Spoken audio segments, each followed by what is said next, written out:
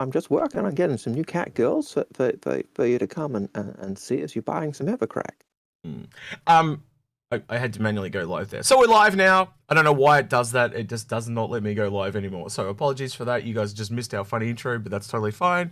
So yeah, I'm joined today by Algared and I'm joined by Badges. How are you boys both doing? I'm good. Yeah, not too bad, thank you. So from the title of this little thumbnail, we're going to be talking about the Galaxy, obviously. A lot of leaks in the last 48 hours, and I thought we might go over the other ships, because I think we've got the complete lineup now. So yeah, and we'll go through, obviously, hopefully, is there an ISC? I didn't actually even check. I'm going to go check now. And while you're doing that, hi Rufus in Twitch. Welcome as being a first-time viewer. Glad to have you here. Hello. So, I can't see one. I can't see an ISC up, which is no bad thing, because there is no shortage of stuff to talk about with ISC coming up, and hot takes and hot takes of the hot takes, and oh my god. Yeah, I will say that, you know, as Execute was a bit shocked by the suit. No, I'm getting ready to go to a bank to see if I can get a bank draft in preparation for IAE. He needs to sell a kidney. He just sells a few. Old Man Hurston's selling a few of his cat girls off, I think. But that's right. Sell off a few kidneys. You know, I can sell off a dozen kidneys. They're not mine, but you know. Yeah. I need to sell off some Spanish gold or something to do the same, because And hi, Feliz. I'm not sure that's right on Twitch. Welcome as being a first-time viewer. Hello. I'm getting that chat bug again, guys, and I can't fix it. I apologize for that. So I'm going to have to do a hack. Just give me a minute. I've made a rod for my bank. Hi, Beetlejuice. First time viewer on Twitch. Okay. It's going to be hard. Let's do something out of the chat. Just while X is trying to fix a couple of bits. So, chat, what are we talking about first? There's no ISC, so we can't watch that as like a dramatic interlude while X does his stuff. So, give me something. What are we talking about? Engage. That's right. Tell us your initial thoughts. Tell us your initial thoughts on the Galaxy. Let's just start there. Yeah, it's the first question we got. Actually, was from Carl Smith as well on the Galaxy. So, for those that haven't seen, the Galaxy has been leaked. There appears to be an image which is a screenshot. Not just a screenshot; it's a photo of a screen with a screenshot on it. Which is great, which appears to show the Galaxy. There's also a piece of art, it looks like, from some promotional material, because it's got RSI, Galaxy, Choose Your Adventure, or whatever it is. And from what we understand of this ship, this is obviously from various sources and leaks and whatnot, it looks like it's going to be an industry-focused ship rather than a combat-focused ship. And it's really interesting because aside from the Endeavour, which is obviously, for reasons we've covered at length on this channel, a long way down the road from now, this appears to be the first ship we're going to get our hands on where, rather than modularity adding to the function of the ship, the module decides the function of the ship. So we know there's going to be things like cargo. They've apparently confirmed medical, transport, weaponry, which is an interesting one. And I think that's about it, boys, isn't it? Yeah. At the moment. Yeah. And although it's not the first time we've seen it, we see that type of approach with the 600. So the 600 literally has that that module that turns it into a touring module or an exploration module. And I think that's exactly where we're going with this ship. The bigger thing I got when I saw the description and it being listed as character-sized and hearing people say it's an Explorer, I was like, there's nothing in the description that says it's an Explorer. It is just character-sized. Agreed. And so anyone who's expecting this to be an Explorer, I think you're crazy. I really can't see it. It is anything but. It is industry. They even specifically say industry-based. Yes. It's not combat, you know, it's industry based. If you want a combat, you're going to have to get that combat module. It really is a totally different approach, I think. And I think we see the new, we see the design aesthetic that RSI are going to. So we've got the old ancient Constellation version, and now we've got the Polaris, Perseus, Slag, Galaxy form that's becoming in as well. So yeah. Well, there's a couple of things that kind of stand out for me from the material that we've seen, and one of them is it's industry focused, right? The second is that it's apparently drawing very heavily on the Constellation. In some respects, the Perseus in others. Obviously, the visuals are very, very Perseus. That's something you and I talked about a fair bit. Like, like I can't see any Constellation shit in this at all. And then you kind of said, well, maybe it's internal. And So my guess would be the Perseus is obviously the inspiration for the outer, for the aesthetic, and then the Constellation, the way it draws from the Constellation, I'm guessing, not confirmed whatsoever. This is purely in Badger's own head, but I would imagine it's the layout. That's a scary place to be. That is a very scary place to be. Pilot and crew quarters all up front, followed by the modular section, followed by a section at the back, which is engines, possibly the bike bay as well, as X suggested, and all that sort of stuff. But it has a bike bay, 3 twin size 5 turrets, size 4 missiles. It says only 2, but that sounds weird. Maybe 2 racks of size 4 missiles, because for a ship that size, it's got 1 size 3 shield, which is interesting because it kind of suggests that maybe it relies more on armor, which would make sense for an industrial ship. So there's some interesting things here, and people have drawn very obvious connections with both the Caterpillar and the Carrack. And I think, X, when we discussed this, we were very much on the same page that the more reasonable comparison would be the Caterpillar, because the Carrack brings so much more to the table. Yeah, so just when I first saw it, hang on, just what before you change the subject, the reason why we say it's not like the Carrack, just because I've had so many people throw shade my way when I say it's not Carrack based, is that it has modules, 100%, but it also has a pre-established cartography room, a medical bay, and a repair. This thing has nothing extra. Everything is completely modular. So when you look at it like that, it is far more like the Caterpillar. But I think the difference that me and Badges are trying to get at is where that'll have the 4 modules and then the nose module. This will just be one big one, and that's what makes it more similar, because you're essentially just taking the whole nose off the Caterpillar and putting it like a one big module on. If you actually look at the modules, by the way, there is only one module that the Caterpillar doesn't have, and that's the refueling. Everything else was in the list of the 11 that the Caterpillar had. Sorry, Algared. I don't think I'll agree with you guys. It's no way on God's green earth is this a Carrack killer, a Carrack competitor, a Carrack anything. The second I saw the description, my first thoughts were, this is a 600i competitor. It is RSI giving the finger to Origin and saying, hey, you made the 600i as a Connie replacement to tell us this is how you do luxury. And Connie's now, and RSI has come back and said, hey, Origin, this is how you do modularity. So I think it's the weapon sizes are the same as a 600. The modularity is very similar to the 600. It literally, to me, fits smack bang in between the 600 and the Caterpillar in terms of size and ability and scope and everything else. And I don't see it as being anything to do in any shape or form as you guys said, as a Carrack competitor. Not in any way. And I'd be surprised if it is. Yeah. So I think that for us would indicate where we think the price point is going to fall as well.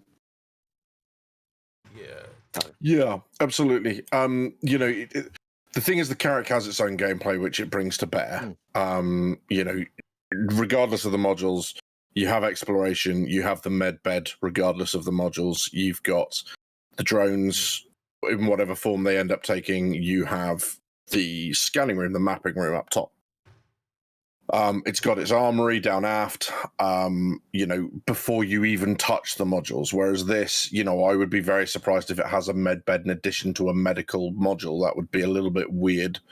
It's not there. And in the Caterpillar, I think the way it would likely distinguish itself from the Caterpillar is potentially by limiting the modules. So maybe rather than the Caterpillar's 4 small modules, you might be talking 1 or 2 modules for this thing maximum.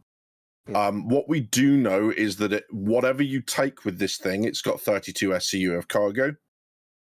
You actually you had a really good point about that cargo on the lift. Yeah. I was just going to remind you of that. You're probably going to say it, but I cut you off. Sorry, but yeah. That's right. So what it then says in the material that we've seen is that increases to 512 with the cargo module.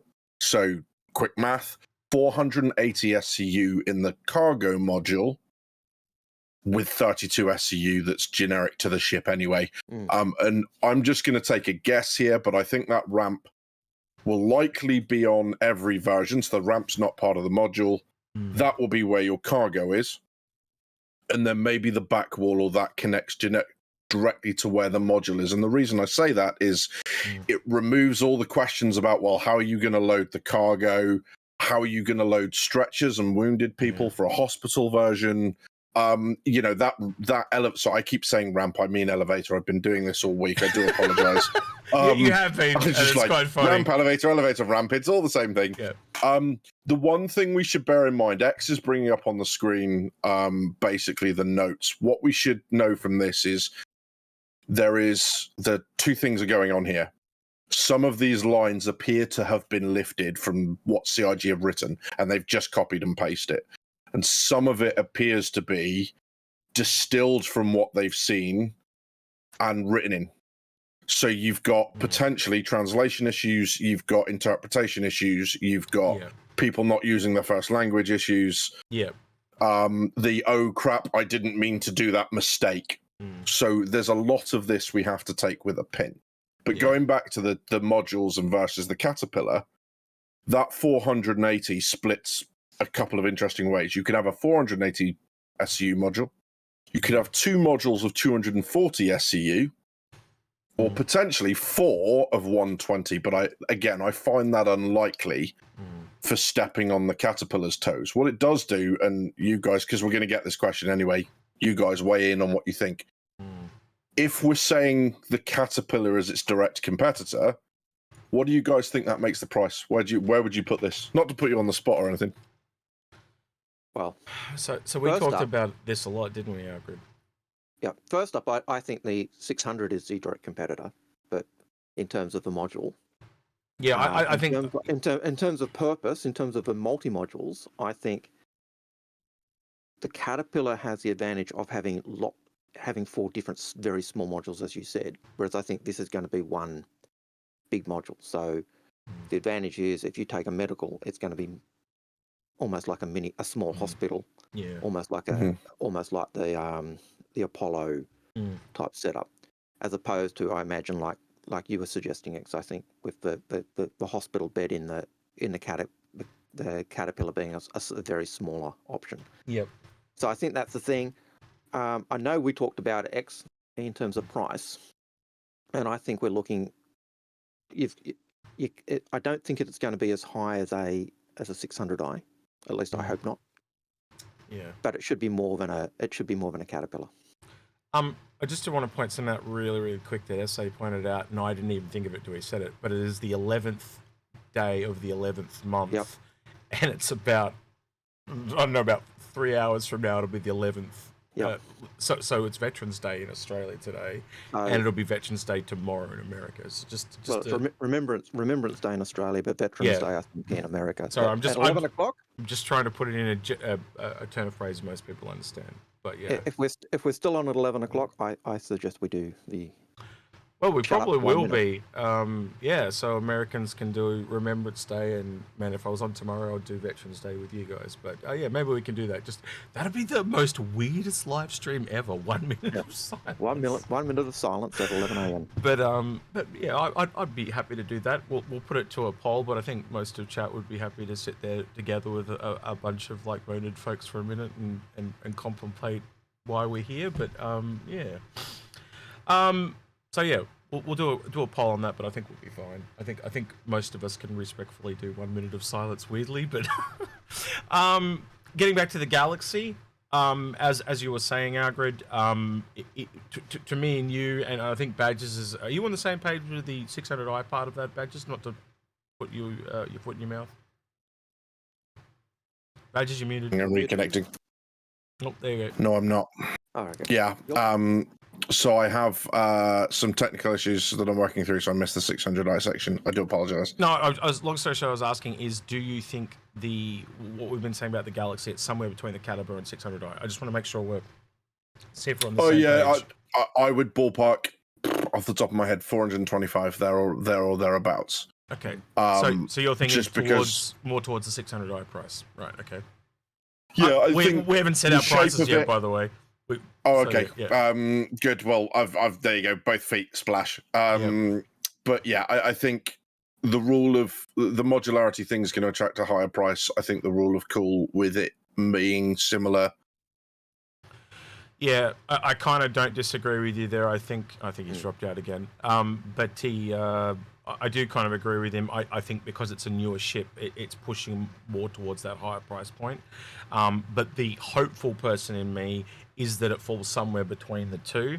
And my reasoning when I said to Algared, I said if you kind of look at where the Corsair is and where the Connie is and the price difference is there, and then I kind of took the Caterpillar and add some cash on top, I came, the cheapest price I could hit was 380. Right. Yep. So I kind of agree with Badges. I think it's going to fall somewhere from 350 to 450. But then the skeptic in me knows how these sales work, and the cheapest large ship they've ever sold is 550, and it was the Liberator. And I would have to say that this is, I don't know, you guys tell me, I think this has probably got a bit more functionality than the Liberator. Possibly. Like if they sell it as just a cargo, if they sell it as with just a cargo module, then I could see that being less than a Liberator. But if they sell it as, say, the hospital ship or a combat variant ship module, then I could see that being pushed up higher. But I think the initial version we get will be the, you know, the base version will be the standard cargo version. And I think I like the way Badges was talking with the lift being the standard access to the cargo bay. And then I could see the access to the module being very similar to the access that you get with the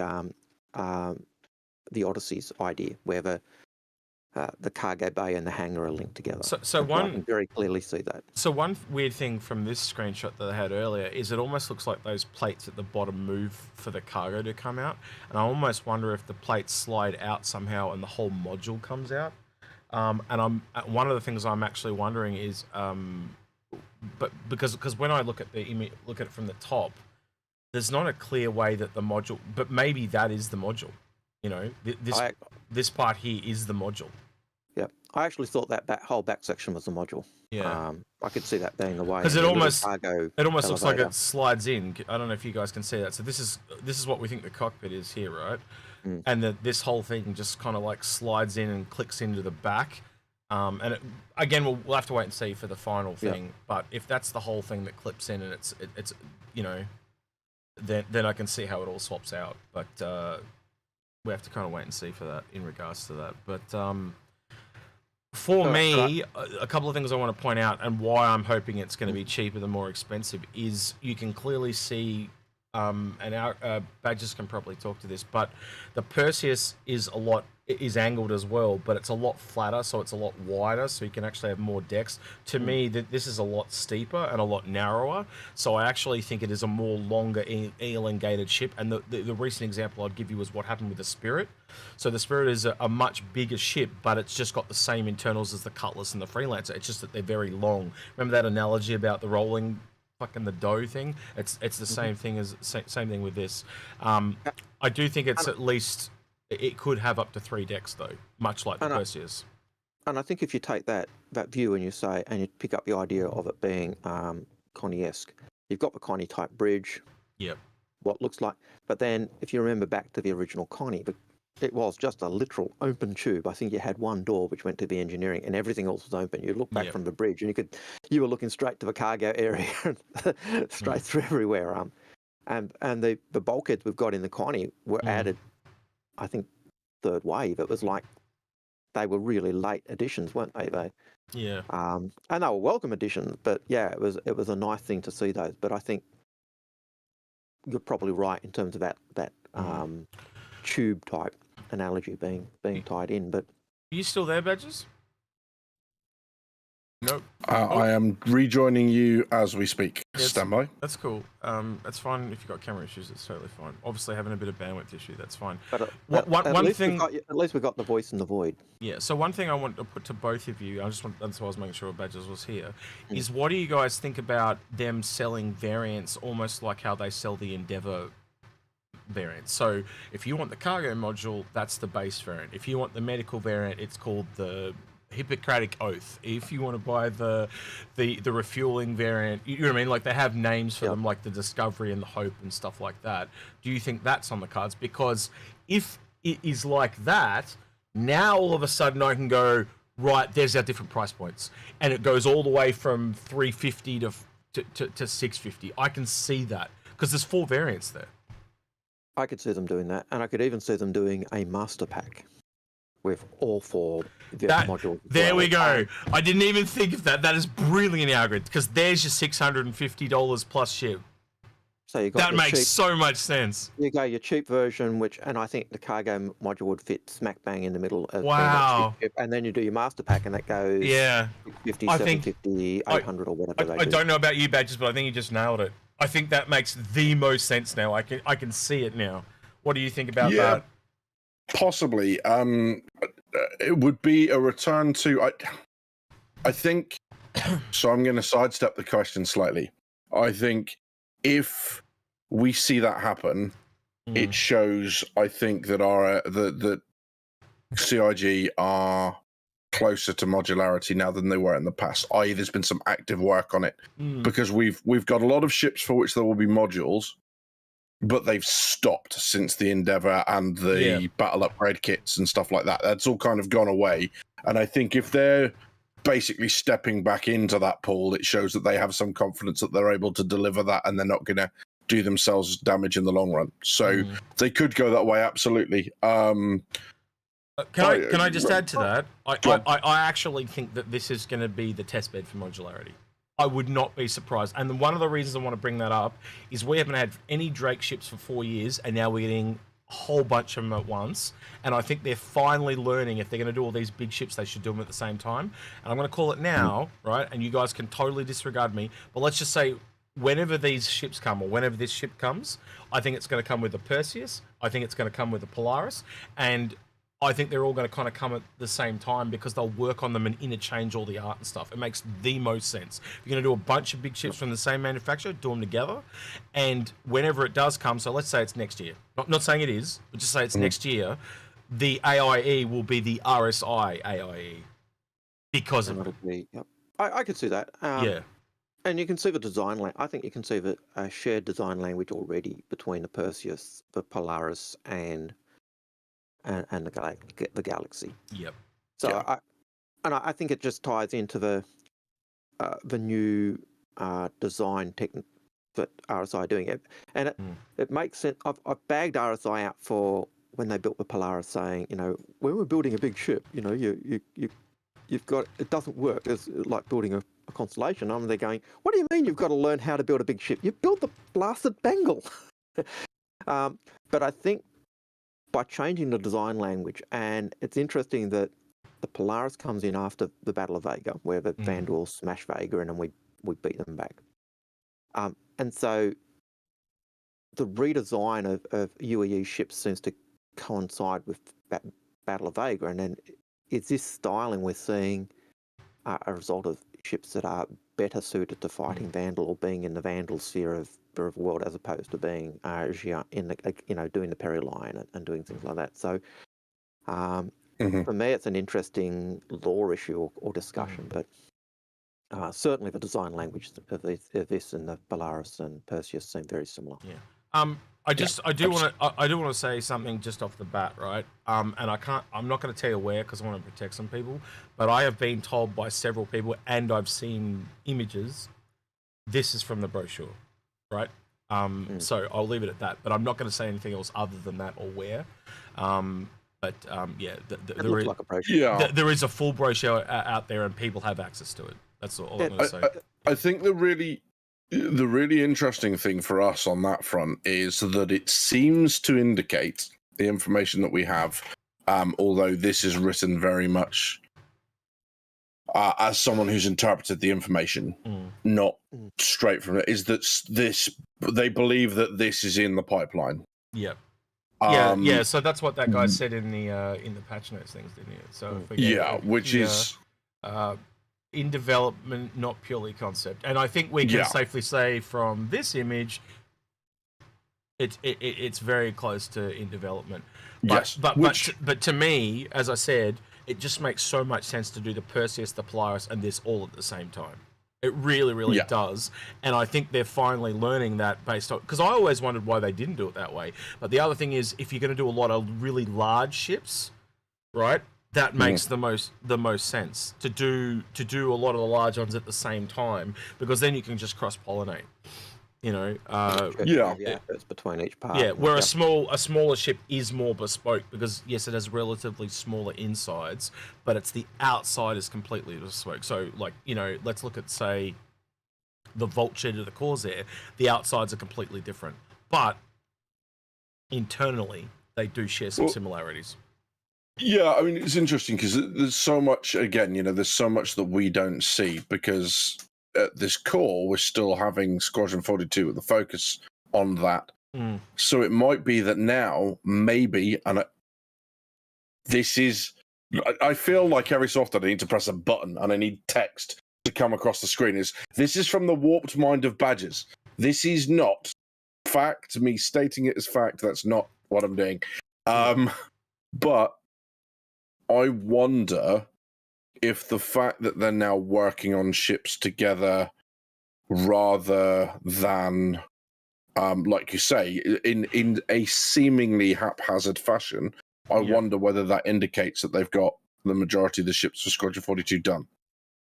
Because maybe what we've seen is that the ships that are worked on the PU have similarities or are able to be worked on, or it's prudent to work on them because of what's being worked on for Squadron 42. And they go, well, you know, the backers aren't going to understand, but they'll get it when Squadron 42 comes out. Maybe that's the case. Now, maybe that we are seeing like a whole bunch of Drake stuff all at once and this sort of, maybe it's a coincidence. Maybe it's indication that things are moving on that way. Don't know. So real weirdly, I would, like, we can talk about this a bit more after, but I would like to go through it and just look at some of the questions that are directly focused at, it's going to be hard, so I'm going to have to filter it a little bit, go through and look at some of the questions from you guys based on the Galaxy. So the very first question that I see here is from Kyle Smith, who asks, what do you think the weapons module looks like for the Galaxy? Added turrets, torp racks, or an FPS armory? I don't think it's going to be a combat module. They've said that it focuses on industry rather than combat. They're contradicting themselves there, honestly. But the was a combat module. The Caterpillar had an armory.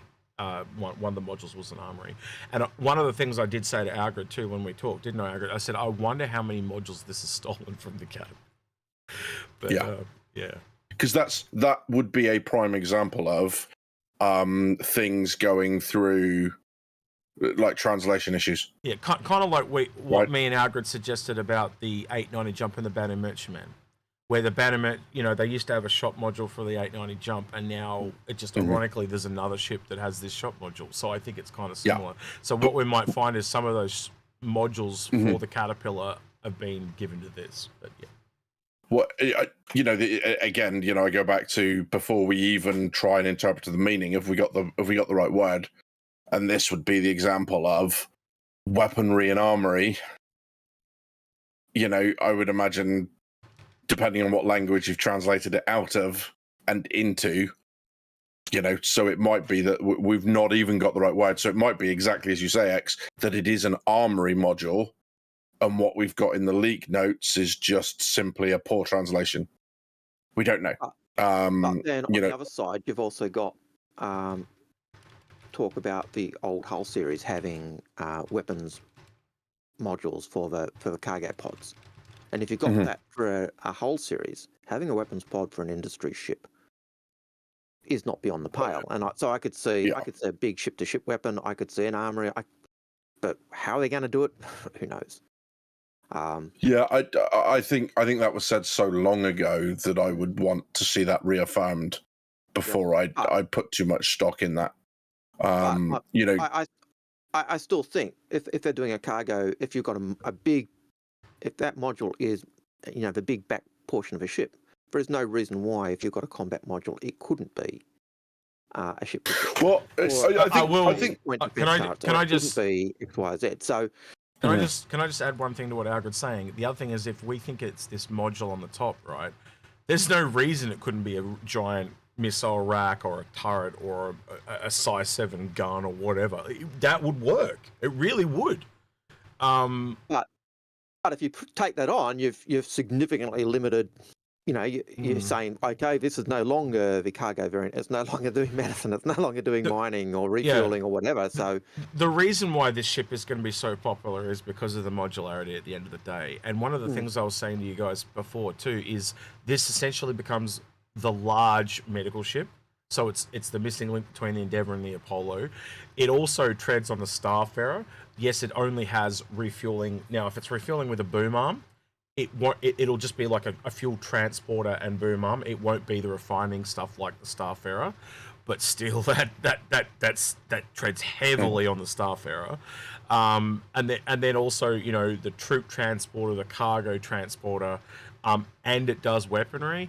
Like, it's going to be popular. It really is. But I can also see your point, Badgers. Mm-hmm. Having an industry ship or a cargo ship that can suddenly go full on weaponry goes against what you. It's almost like treading on the shoes of combat ships, and you want to try and keep that divide. So I can also see that argument you're putting, that it doesn't make sense for it to have a big gun. But I could see them doing it. But I can also see the other side. I think one size 3 shield is a massive drawback if we're going to talk about the ship in combat. I'd say a massive drawback. It's a drawback depending on how armored it is. I think the other thing is I would be surprised if it comes out of the top, the module, purely because how in a game that's so focused on realism, is every hangar going to have the equipment in there to lift a module like that out? Or does it make more sense that it descends onto the module? So they've also in the back, but so they've actually that's what I thought as well. It kind of slides in the back and slides through, but we'll have to. That's a wait and see. But I will also say is there are shipyards. They've actually stated that you've got to go to shipyards a lot of the time to get the module swapped out. I've never heard hangars mentioned, but obviously smaller ships, that's a different thing. And this technically, if it is the slightly smaller than a Carrack, it should be able to land in that large pad. But again, that's such a wait and see. It's not funny. They could have tractor beams in the hangars, Badges, that bring and put them on. So if you think of it like if you think of it like that, that is such a gamification problem, not a realism problem. They can find a way around that one. I think it's hard. Sorry, a couple of points on that. I think it's hard to justify being to lift an entire module, which is basically the center section of a large ship, and then say to people, "Oh, but you can't do that with components on a capital, which are going to weigh far less. We can't just tractor beam it in." It's like, well, I mean, hang on a second. The second bit is, if it is in development and it is designed for stance and pyro gameplay, where's the shipyard? So that would... Sorry, what was that last bit? Where's the shipyard? So that would then, if it is coming for and it does require a shipyard to swap modules, that would indicate that what we're going to get at IAE is variants, not modules. Yeah. As I said, coming back to the like, I think it all can be done with tractor beams in a hangar, and I mean like really industrial. I don't mean hand tool fucking tractor beams. No. I'm talking about like ones that are set up in the hangar, and there's like 4 of them, so it can pick up the entire ship if it has to. Not like it can pick up a carrack. And that's the biggest ship that fits in that hangar. We know the SRV's a thing, and it can literally tow Idrises, right? So if that is a mobile version, they can definitely put a couple in there, and I have no problem with it at all. I think you got to look at it with Idrises in 0G, where weight isn't actually a factor. But you could have completely different. But you could have like you could have 15 of them if you had to, right? My whole point, because it's all in a hangar. I agree. You're looking at it with realism bells on. No. You're going to take the realism bells off and put game bells on. No, if you stop talking for a second, I'll tell you why. If they've said capital ship components can't be changed out unless you're at a shipyard. Yes, but there's we don't with tractor beams. But we don't know if there's capital ships on this, capital components on this yet. But what badges are saying, that's not what I'm saying. Components have to be changed out at a shipyard. Then a massive big module is going to have to be changed out at a shipyard. 100%. Are we saying that a single capital ship component is going to weigh more than the module for that ship? The other thing I'll say is this is written in patch notes by a guy that just picked it all out. So I'm going to kind of wait and see on that, because again, I'm going to go with game over story and realism every single day of the week. Mm-hmm. Yeah, I'm going to say it's irrelevant at this point in time, because we've got Jericho shipyard up near Microtech. We've also got Orison shipyard basically. Yep. At Stanton, at Crusader. We'll certainly have something in Pyro. Yeah. Because we know that Ruin Station is held by Xenothreat, and they've got capital ships, so they're going to have something to maintain and care for their ships. Is just thinking. Yep.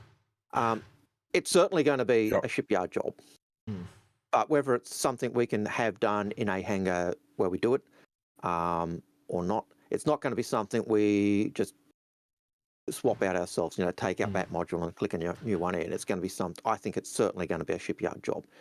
Will they sell variants? I think my gut says they're going to do Endeavour style. So, they'll do the cargo variant, the weapon variant, the medical variant, the whatever they do, like you were saying, and then possibly sell the master pack type thing. It makes see them doing that. And if they do that, I couldn't see it until you said it.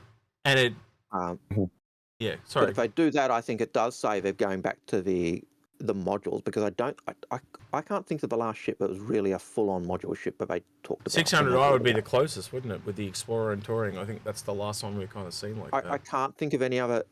So they're if they're doing that, it may indicate that they've got a better idea. They did have the M50 engine module thing at the start of the year on the roadmap for the testing bed of modularity. And I think SA messaged me on Discord. I have no idea what you want me to set a poll up for. Context is a great thing. Anyway, so there's a because he's saying Apollo for the modularity, because it had the different modules that you could have in terms of the med beds. Sorry, three tier 3, two tier 1. I'll just read it when I'll read it when he sends it to me. All right. I do have a question here by John Skit that asks, is Badgers melting his Perseus to get a Galaxy? I saw that video.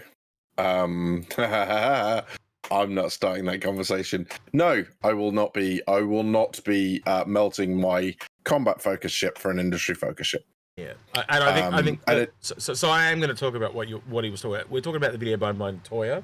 And I do kind of agree there will be a lot of people that may melt things to get this, but they, as Badger said, they are completely different roles. So if you are melting a full combat ship to get an industry ship, then it's almost a mini fix my fleet in itself. Why are you doing that? You have to ask yourself. Why did you want the Perseus in the first place? Are you chasing the flavor of the month, or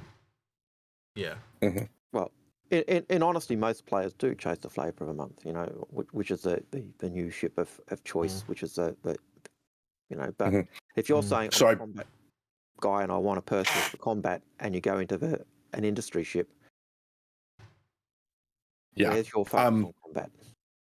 Absolutely. Bonzi, welcome. Thanks for joining us, mate. This is the RSI Galaxy. It appears to be the leaked ship. It's going to go on sale, we believe, at the end of IAE. And it looks like it's going to be the first ship we get our hands on whose purpose is defined by the modules. So that's looking exciting. Yeah, I think it's interesting. And chat, I got to wiggle my finger a little bit. Algared, sorry, Badgers. I don't think that's exactly right, because I think the 600i might do that. Be the first one that did that. I think the 600i is the first one that was defined by the module. So you've got the Touring, and then you've got the Explorer module that actually changes the function of the ship. And and that's why I say this ship is, to me, RSI saying that Origin. No, you guys don't know how to do modularity. This is how you do modularity.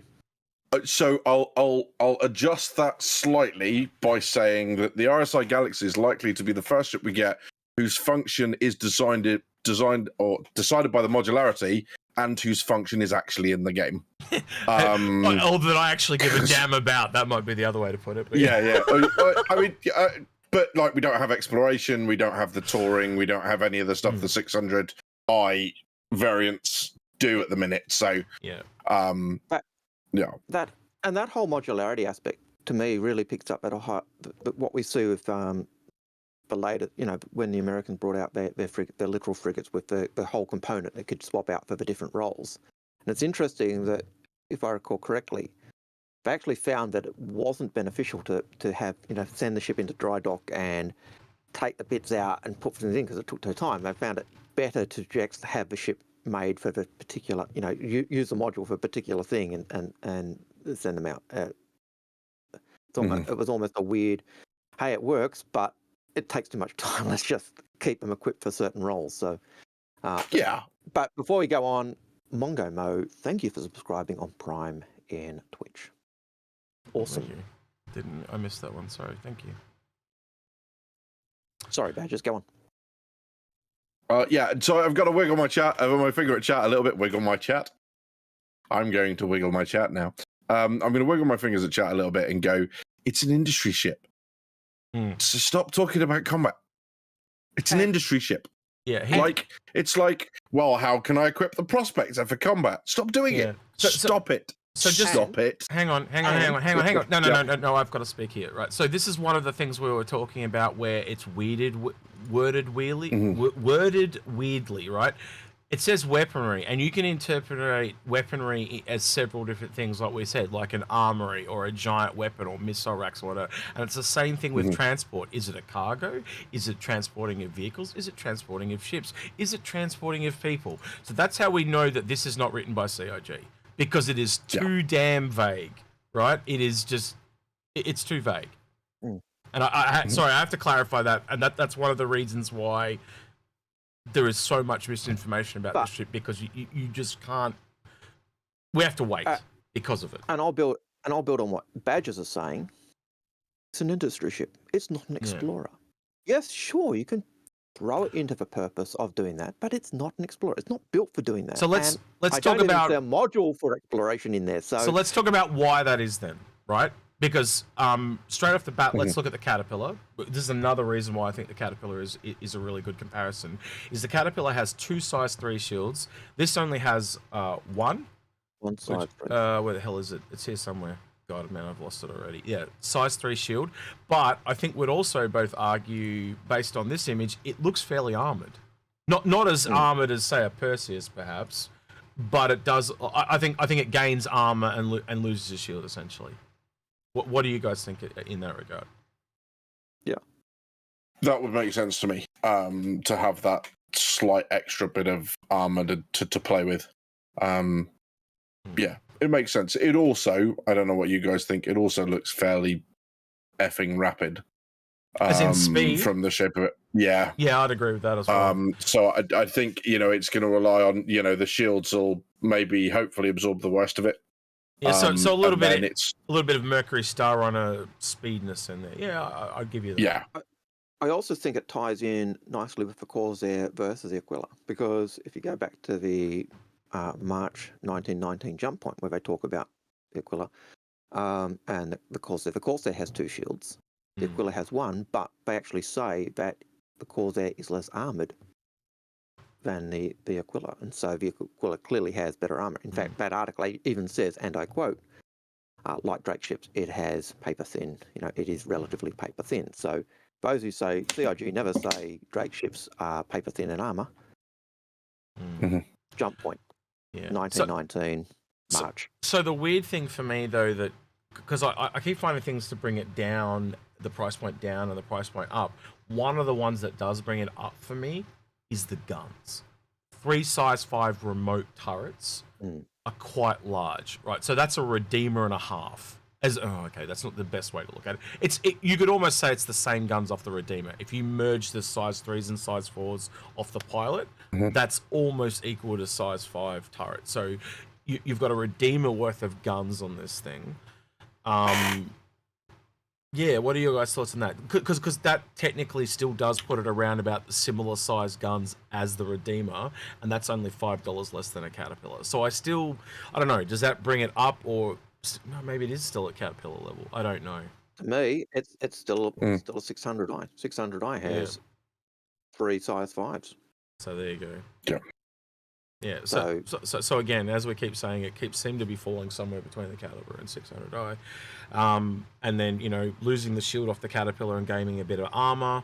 What are the shield, just because you guys know more than me, but I'm pretty sure, I'm just going to go out there on a limb and say, what is the shields on the Orion? Not the Orion, sorry, the 600i. Because I can't recall offhand. I'd have to look it up. Because I'm almost wondering if the Orion, I keep saying the Orion. If the 600i, if the 600i is the tanky one, and then this is the weaponry one, and the Caterpillar is the undergun outlier utility because it's got multiple modules. So again, another rock paper scissors analogy. But I don't know. I'm just going to throw that out there. Let me see if I can pull it up. And I'll tell you if I can. Yeah. All right, I'll try and find another question here. 2 medium. 2 medium, so the same as the Caterpillar, ironically enough. So yeah, I think that then maybe puts this into the neighborhood of the tank, because if this is armor and shields, that you'd have to say that leans towards the tank, yeah. So yeah, it's a tanky variant. Yeah. Okay. So, yeah, I've got no problems with that. To me, it's got 2 medium, 600i, 2 medium shields, but they tend to be lighter on armor. But they're going to have better armor than, say, a Caterpillar, because it's a bigger ship, I assume. This probably fits closer to the size of a 600i versus, actually, that surprised me when we were first talking about the size, a Carrack size. You said, oh, well, that's just the same length as a Caterpillar. Because I never think of the Caterpillar being that big, but when you look at the size, it's only a few meters shorter. It's 13 meters shorter, I think I worked out. And people were raging at me, going, "It's nowhere near the size of a Caterpillar." And I was just like, "It's 13 meters. That's nothing over 100. Like it's literally less than 10%." And you look at Justin Robbins. hang on. Justin Robbins in chat gives us a super chat. He says, "I have a Polaris and a Perseus. I want to buy this ship too. I really want to keep my Perseus and buy a Galaxy. Flat out, I can afford it, but it would be smart to have all 3 of these. I love my Perseus." So I don't know. The first 2 are combat, and this is industry, so they are very different. What do you guys think about that for Justin there? Yeah, I see. I think I see a role for each of those. I mean, the Galaxy is no brainer because it's industry, so you've got no crossover with the other 2. The other thing I think it might be quite cool to have the Galaxy do is with the refuel module is assist the Perseus on long distance operations. And just like that, I've sold myself a Galaxy. Yeah, because it solves that problem I always say about the Perseus, doesn't it? Perseus is not meant for long-range stuff. Well, you pair it with a refueling armored Galaxy, and that problem disappears. Algared, can you confirm this for me? So Negativity's given us another super chat for $5, and he says this has twice the size 5 guns as a 600i insta buy. Is that correct? Since I have the 600i open, the 600i has 3 times size 5 laser cannons, apparently, 2 times size 2 CF 2277 Badger repeaters, and 4 times size 3 arrestor with. So those 3 size 5 guns are the ones the pilot fires, yeah? I believe so, yeah. Yeah. So I technically it's got 6 guns on it, the Galaxy. I can get that, but I think with the I think they're comparable. I think they're comparable. To me, it screamed out like. To me, it just seemed comparable. It just seemed 600i armament. And even if you look at the missiles on a 600i, it's 4 times size 3. So let's go to the. I have to throw this back at you too, Bad. Just a real quick question. I think if this is the tank, I think it means it is the slowest. What do you think about that? And maybe that's why it's got the more powerful guns, because it needs it because it's slower. What do we mean by it's a tank? Well, because it's got the armor. The other two that seem they all seem very similar, like especially with the components and stuff. Yeah. So if the Caterpillar's got 2 size shields and the 600i's got 2 size shields, that makes them not tanky. It's going to have more armor. I don't think that's going to put it anywhere near like the range of the Perseus.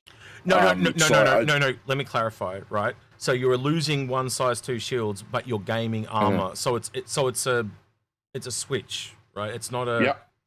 Cool. I understand that. What I'm saying is, I don't think that gain in armor, I don't think is enough to make it really damn slow. Yes, it's gaining armor. It's going to slow down a bit, but I don't think it's going to gain so much armor. Let me rephrase then. It's increased its mass. Yeah. Because armor, absolutely. So we know that's a thing between, say, the Starfarer and the Starfarer Gemini from back in the day. So landing on a planet, this will have more problems getting off a planet than, say, a 600i or a Caterpillar because of its extra mass. And that also applies to Viedris and Viedris P, Viedris M. So yeah, and slowing down as an example, like it may speed up just as fast or speed up slightly slower. I have to assume, but it takes longer to slow down. Can I just say that in Twitch chat, it's Fizzy X has the best idea ever, which is we need a Perseus sticker. It didn't make work for me. Come on, no, okay. All right, we'll look at it. So I think we should pull it. Go on, mate. What shields does the Perseus have? Does it have 2 or 1? Well, that's a good question, Badges. You should know this shit off the top of your head, by the way. And I'm asking you because you love the Perseus so much, and I don't want to really look it up. But my question is it an RSI thing? Like, what Perseus has 2. Did you just go? Algared, did you just go? I'm a lazy ass. Look it up for me because that's what that sounded like. Right. Before I click on it, I'm going to say 2, and then I'm going to come back to. I was too large. Yeah, it's too large. Well, there you go. That's a big difference. I was hoping he knew offhand without having to look it up, because I didn't want to look it up, and I wanted to save time. You know how we talk about different size ships, right? I think there's another thing that's really clear to me, and you guys please feel free to disagree and point it out. But to me, you can look at the components that are on a ship, and that kind of dictates the size as well. Do you know what I mean? So it's almost like we've got, these 4 categories of small, medium, large, and capital, but then you can drop in, and let's just take this and the Perseus as an example right there. One's got 2 mediums, one's got 2 large, but they're roughly the same size. I'm not saying they are the same size. I'm saying they're roughly the same size, right? And they land on the same pad, but obviously you've got a much smaller ship, like the size helps dictate the components and all. I just find it really interesting. You can actually we're now at that point where there's enough ships in the game, you can look at something and go, that's roughly this because it's similar to another one. I just find that really interesting. But yeah. But I think the other interesting thing is, like, if a Perseus has two large shields and this has 1 medium shield, it also then clearly speaks to that whole role of a ship. It is an industry ship. It's not a warship. It's not a ship you're going to put in the front line. Can you force it into fight in the front line? Sure. Would it be wise to do so? Probably not. There might be many tiers if you do. And it goes to that whole exploration thing that people often want to put. And we lost Algared for a second. Mm-hmm. He'll be back.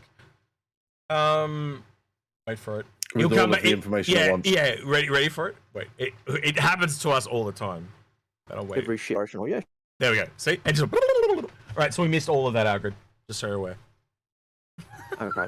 So the question is, in terms of the size of a ship, like you get the different shields, and so the shields on this that say it's only got one medium shield clearly says it is not a combat ship. Wait. Can's telling me in chat that I am wrong, and that it's 2 large shields for the Caterpillar, and it's 2 large shields for the 600i.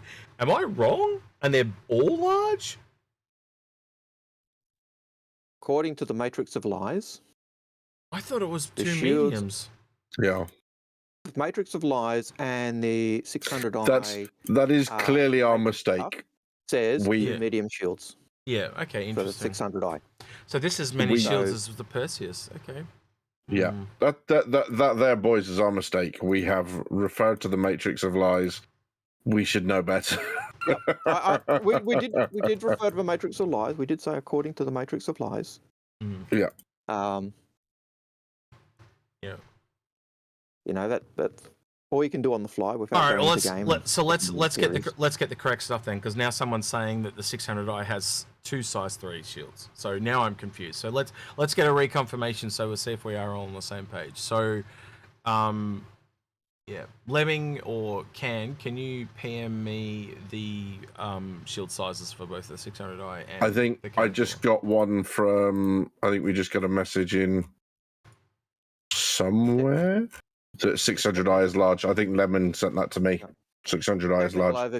Technical overview and Matrix of Lies says 2 mediums. Yeah, can have to go in game to get the size. Can just messaged me and said it's too large for both. Yep. So, yeah. And I think I just got the same message from Lemmy. Yep. Mm-hmm. Right. And Shadow Girl said 2 size 3 as well. Yeah. Cool. All right, then let's So- take some more questions, because I feel that we're getting into this argumentative state. I don't know if it's the heat for me, but yeah, we're starting to get very hot here down here, and I don't know how you're in Sydney, Algared, and wearing a funeral attire. I don't understand. It would drive me. I told you I'm getting ready to go to the bank and get an overdraft so that I can get ready for IAE. And I got my OCD is asking, do you have your right side light turned on? Because you're very light on one side and dark on the other. You look like you're a funeral director. Let me just remember to. Yeah. All right. So I'm going to answer these questions to fill the gaps, because I did skip some of them. So these will be non what do you call it? Non-galaxy based questions. So Enrich Low asks, do you think that CIG is committed to fleshing out the ship lineups of Consolidated Outland, Kruger and Greycat, or will they remain as a secondary manufacturers? I'm just going to say, on a point of secondary manufacturers, that would make a lot of sense in lore to have them, though, wouldn't it? In a weird way. Yeah, I think we're likely to have them, certainly for the time being. They're obviously kind of dealing with the language of RSI, of Drake, of the other major manufacturers. That's not to say that later on down the line, they can't then flesh out more. So, people, they'll get to the point. It's almost like you can generate the demand for it because people start clamoring for more Consolidated Outland. I want a Greycat ship. Why don't they branch out into ships? All that sort of stuff. I think you can generate that demand. So it's a possibility, but at the moment, I think they're kind of focusing on the major ones. Yeah. So I want more Kruger ships. Yes. I'm actually wondering if we should do a poll on price points, and just have $100 gaps, and just see where other people think it sits. What do you guys think? So I might set up real quick. Algared, do you want to do the next question for me, bud? If you want to answer this one and then do the next one. If you where are you up to? So the question was, do you think CIG is committed to fleshing out the ship lineup of Consolidated Outland, Kruger, and Greycat, or will they remain secondary manufacturers? So if you can answer that and then answer the next one, I set up this poll. Yep, I think that at the moment they probably are keeping those as the one they work at afterwards. I would love them to do, as I said, Kruger intergalactic ships. I think Kruger need more ships, or an explanation of why they haven't gone into more ships, since they did go that, hey, proof of concept, we can build ships with the P-52-72. So, but I think they've got bigger fish to fry, and that's why we don't see them done. And they they have done Grey Cat ships. Yes, we do need more consolidated outland ships, and we could use some more Grey Cat ships. So, yeah, but I think at the moment they are probably relegated to secondary developers or secondary manufacturers. Unless you want to add anything to that, Badgers. No, I think we've kind of covered that. Okay. T-Bone Teen 18. Thanks for giving me a really easy name to pronounce. Asks, are enclosed vehicles going to be a need for pyro? Or a life suit or a suit. That's really obvious. It just comes down. It just comes down to atmosphere of planets. Yeah. Mm-hmm. So whatever atmosphere. So something like a G12 has an advantage over, say, a cyclone on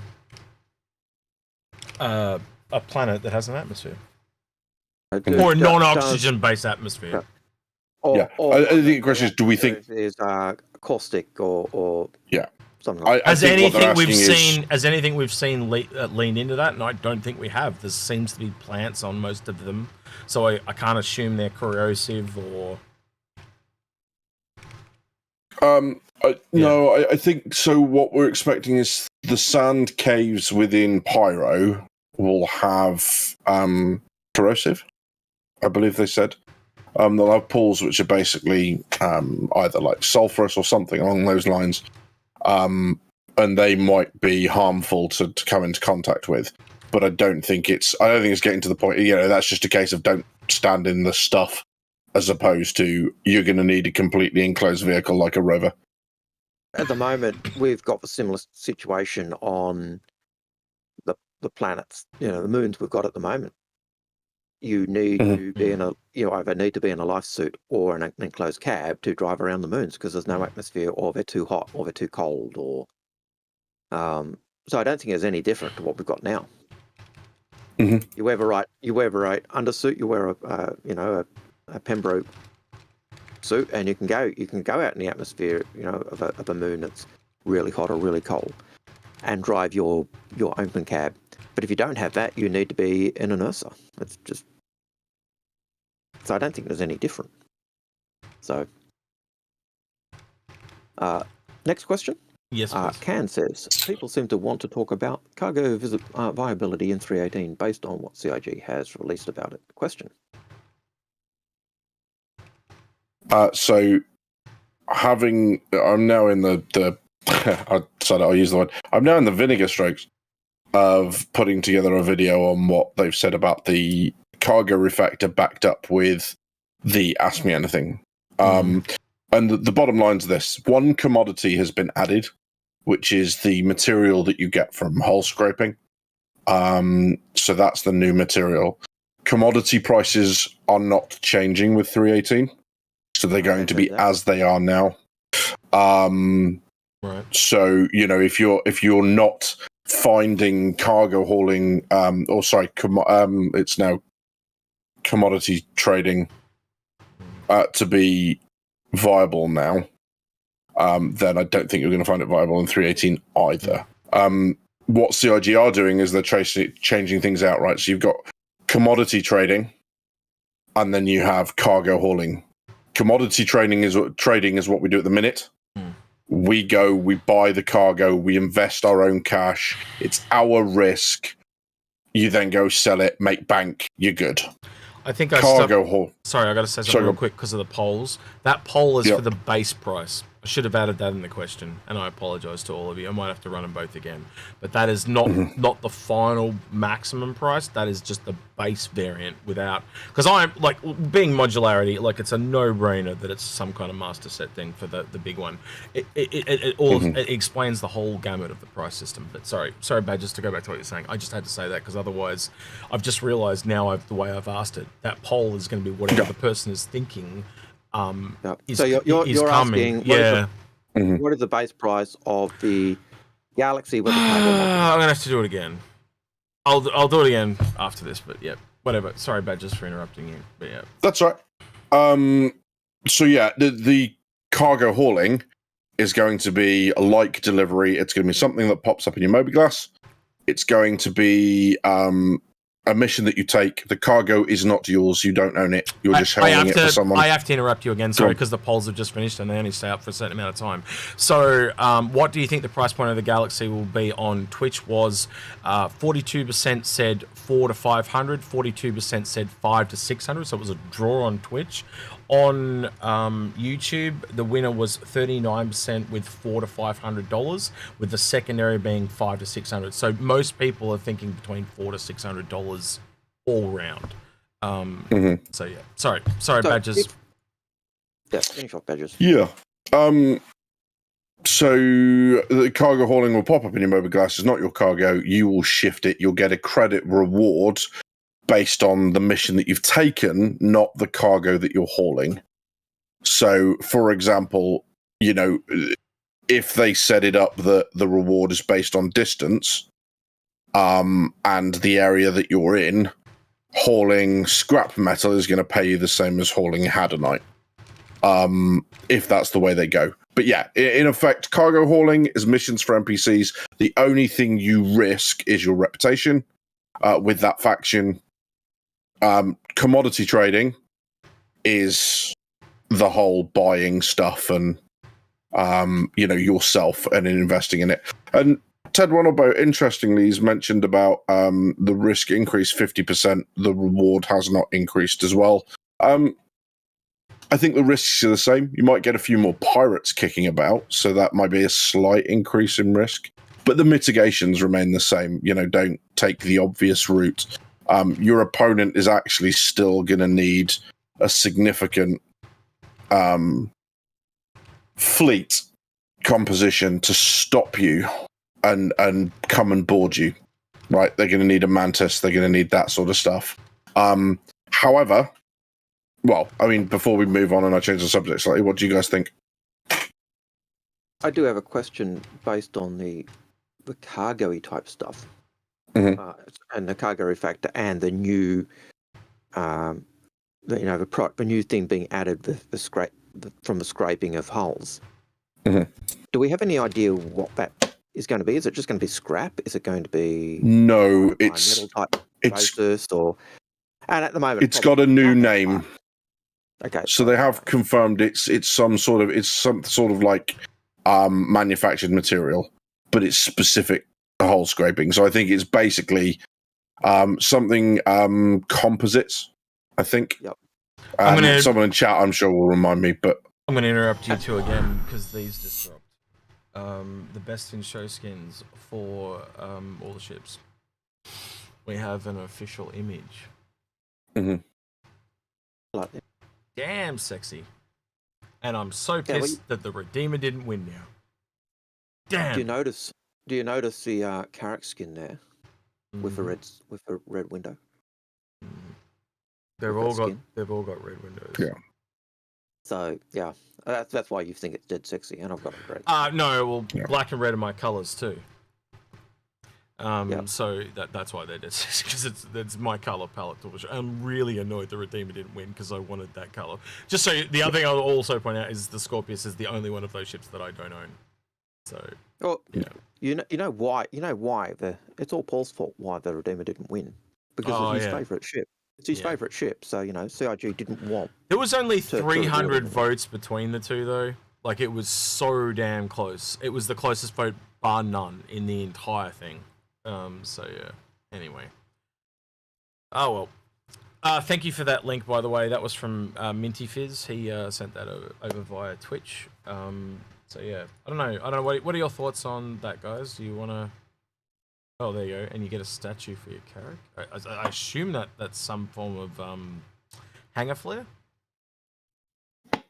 kind of like the Argo backpack we got last year. Would you assume that? Like patches. Well, yeah, but it's in game Algared, Yep. so I'm Yep. assuming that it's some patches and a little carrot thing, but this is some kind of hanger flare that you get that can go in your hanger. Yep. Yeah, With a little plaque type thing. Yep. interesting. So everyone will be getting that. I assume the best in show skins, just for those of you that are not aware, other years is at the end of AIE. If you own that ship, like as in you have it in your hangar, you get that skin for free. And then it's applied once and once only. So if you have it after that, no. If you melt it after that, you still get to keep the skin. But the only time it's applied is on the last day of the sale, basically. And if you've melted it before that and don't have it in your hangar, you don't get it. Yeah, that's it. So yeah. All right. Inside Star Citizen has just landed. Woohoo! All right. I will tee that up while you guys. Can we do that last question? So from Adurlius and Dominus, can you guys do that last question while I get this set up? I'll ask it since question: what price range will the Galaxy be? I think we kind of talked about that, and we've done a poll on it, so we won't worry about that one. I think he was just ahead of his time. Race Chase is this week's episode. All right, so I'll pause that. I gotta get YouTube boys set up, so just give me a second. Otherwise, they can't watch it, and they bitch and moan and bitch and moan and bitch and moan. It's fine. All right, flicking us back over. Okay, here we go. So, have you have you ever seen the ISC videos before, where we do QA? Yes. What did you think about previous QA videos? Yeah, it's been really cool, and it's been nice that the users have been able to highlight what QA does. Have you ever looked at the comments or anything? I think the comments were a bit interesting, to say the least. Are you saying people don't like QA videos? I'm not saying that. some do, some would for sure. Yeah. Do you think people like this video? I hope so. I hope they enjoy the upcoming content that's coming. It's been a long road to 318, but I'm sure people are really going to enjoy all the new content that's coming.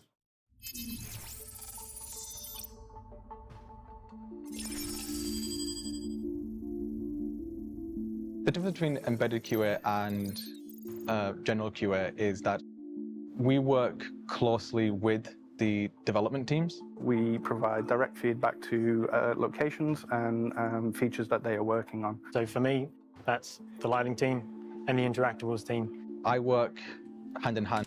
Hang on, I just noticed something. So for me, look on the screen. Yep. That is a ship I've never. That's a ship I've never That's seen a Gemini. before. You reckon that's a Gemini? Yeah, the cockpit between the two massive thingy majiggers. Is it not? No, I don't. I'm not sure. It looks so different to anything I've seen. Oh, it could be, but it just seems too narrow for a Gemini. I don't know. You guys in chat, let us know what you think it is. Zoom in and Enhance. Yeah, because it's got the turret between it. It's got the does look Gemini-ish. yeah, it's a Gemini. Could also. Oh no, the Expanse in the hollow view, isn't it? It's definitely not Drake though. So yeah. Anyway, moving on. that's the lighting team and the interactables team. I work hand in hand with the various different content teams, so Sandbox 1, 2, EUL1, EUL2. You know, because the lighting team's kind of one of the teams that And the fact that the far one says Prospector above it tells me it's MISC. Yeah, he's right. He is. Algared's 100% correct. You can read Prospector there clear as day. Just here is where he's talking about it. I don't even see my mouse pointer, but yeah.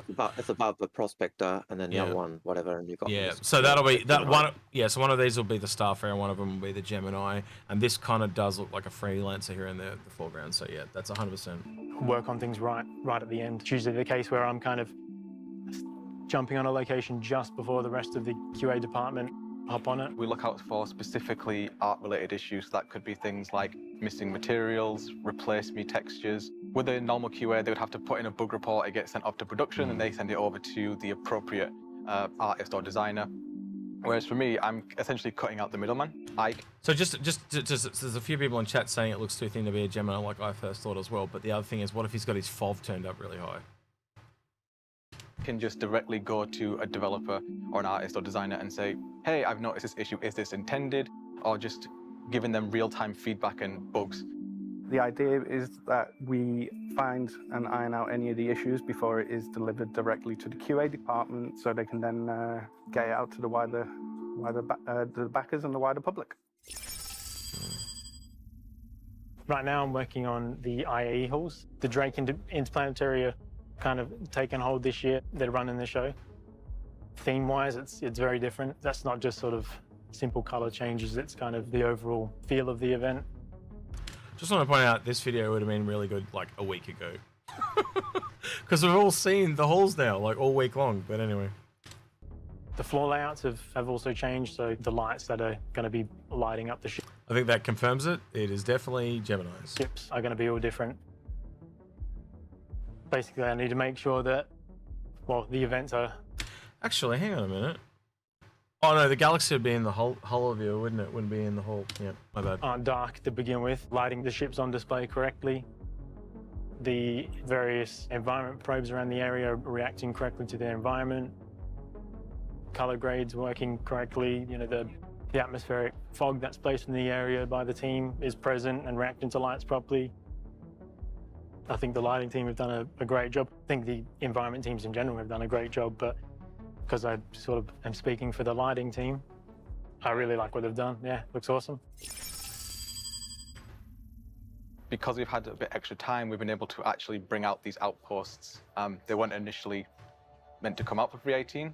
When 317 came out, we had just initially 5 derelict outposts on Microtech, but now we're times that by 7, so when 318 rolls out, there should be 35 derelict outposts, 10 on Microtech, 10 on Hurston, and between 1 to 6 on various different moons throughout the Stanton system.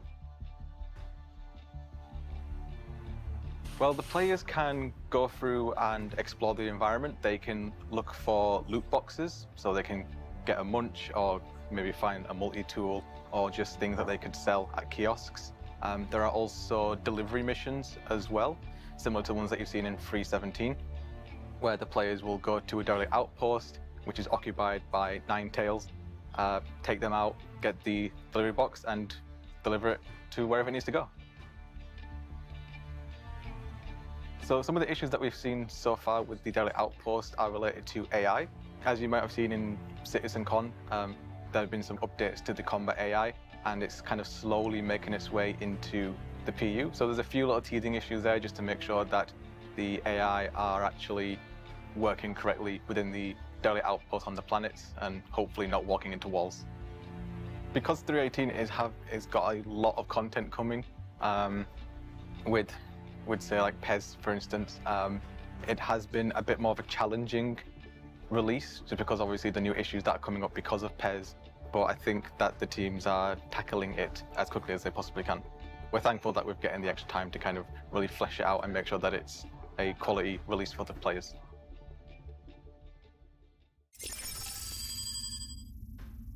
Currently, I am working on the new rest stop stations that are going to be found in the Pyro system once we release that in the upcoming 4.0 patch. Because these stations are lawless and there's going to be no like green zones to govern your behavior on the stations, we're going over it just to make sure that the locations are fun for the backers to engage in combat. So we've been covering stuff. This is looks like your bachelor pad badges.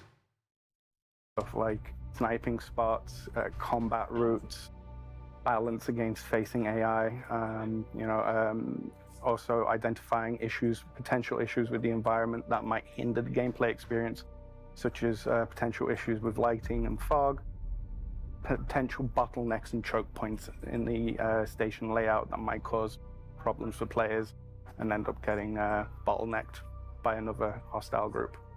We found some issues with some of the environmental puzzles currently. There's a bit of desync.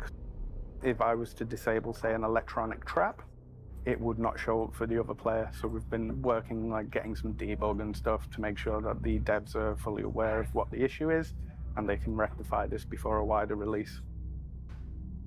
There's a dramatic difference between these stations and the ones that are found in the Stanton system. They're very dark and oppressive in nature, very run down, and they offer a lot more gameplay opportunities for players and also a lot more possibilities and overall experience that the current rest stops just are not capable to cater to. What I want to try to emphasize to the community is just how important and respected QA is within CIG. We're constantly looking out for issues and ensuring that the quality of the game is as high a standard as possible. Once we've been through a stretch and we've got a new patch out to see how the backers are responding to the new content and to see how they're enjoying it, it's always a highlight to see just how many people enjoy what we're doing. I'm sure there's people out there, some of our backers that would want to get into this industry, and the QA is a good Entry-level position. entry-level position. Yeah, Look right into this camera and say, "We're hiring." we're hiring. That's it. Quality assurance teams are an essential element of any video games development, and embedding them right there into the pits next to the designers, next to the artists, next to the programmers allows for a synchronicity of purpose and an acknowledgement of necessity that's been a hallmark of Star Citizen's development for years. And while technical teams continue to put Alpha 3.18 through its paces ahead of its now scheduled December release, the delay from its original publish has provided a number of limited opportunities to content teams to afford them chances they might not otherwise have been able to utilize. And for members of the EU Sandbox 1 team, that means getting to continue an initiative started earlier this year to research community-created racetracks in the Stanton system and find new ways to incorporate them officially into the very fabric of the persistent universe.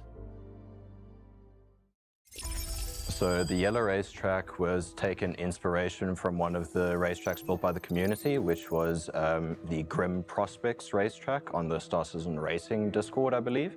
So there are some on there that are exact. We've taken, direct copies of those tracks, but the yellow one is a little bit different because we've moved it slightly away from Grimhex into an adjacent asteroid field. So our designer in DE, Antoine Fauville, he's taken, a course and he's made it for the players to play. I think it's just really nice to have more space POIs. We have, attractions like Grimhex, but we need more in the surrounding vicinity. So, it might be a case of where you're just flying through the asteroid ring in yellow, trying to get to the planet's surface, and you come across something like this. And we've really built up the structures with refinery modules and cargo modules that we've used before. So it's a nice point of interest, and also it looks cool. We're using lots of the natural formations of the rocks themselves and also asteroid tethers and stuff like that that are already in the game. Those are our natural checkpoints for the race.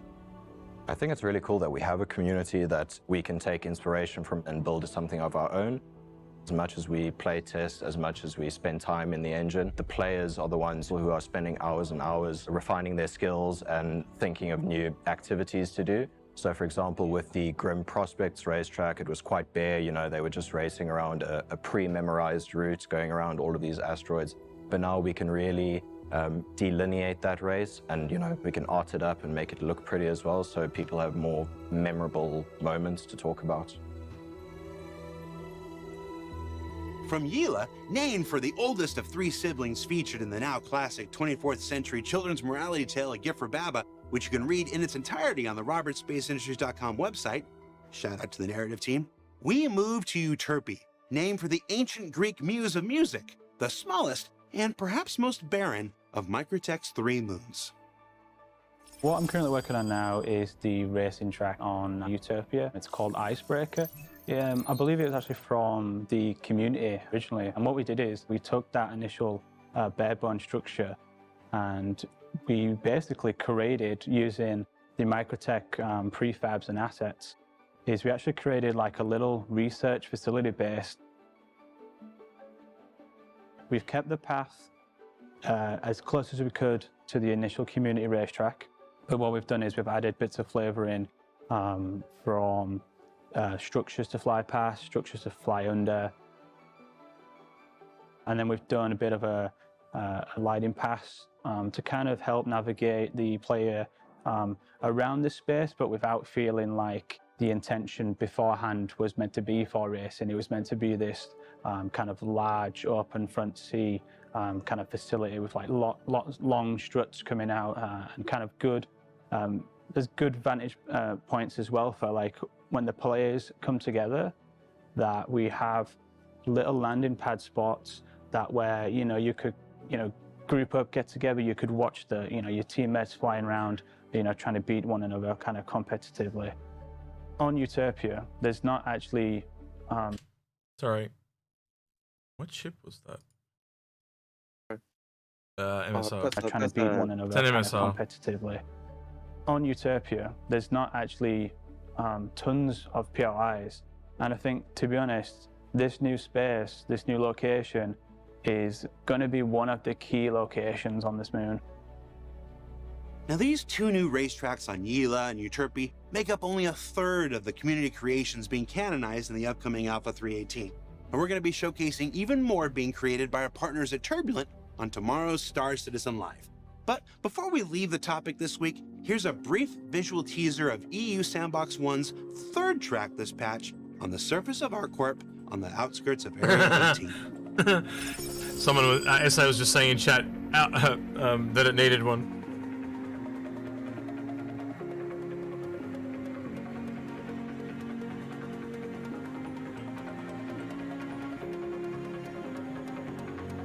Player made track. I just put the things in. Sorry, Algared. That's a player made track. There's been a racetrack on ArcCorp for ages.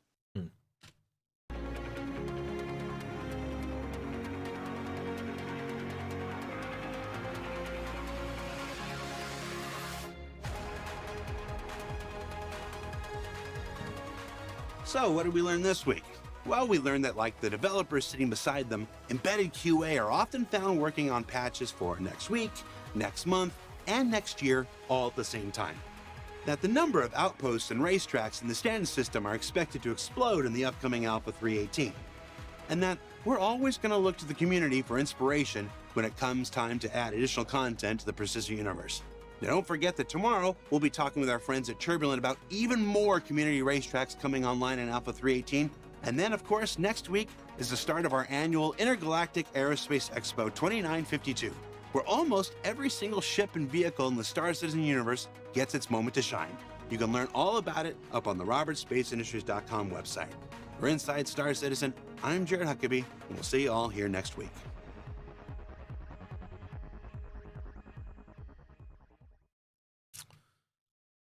Alrighty.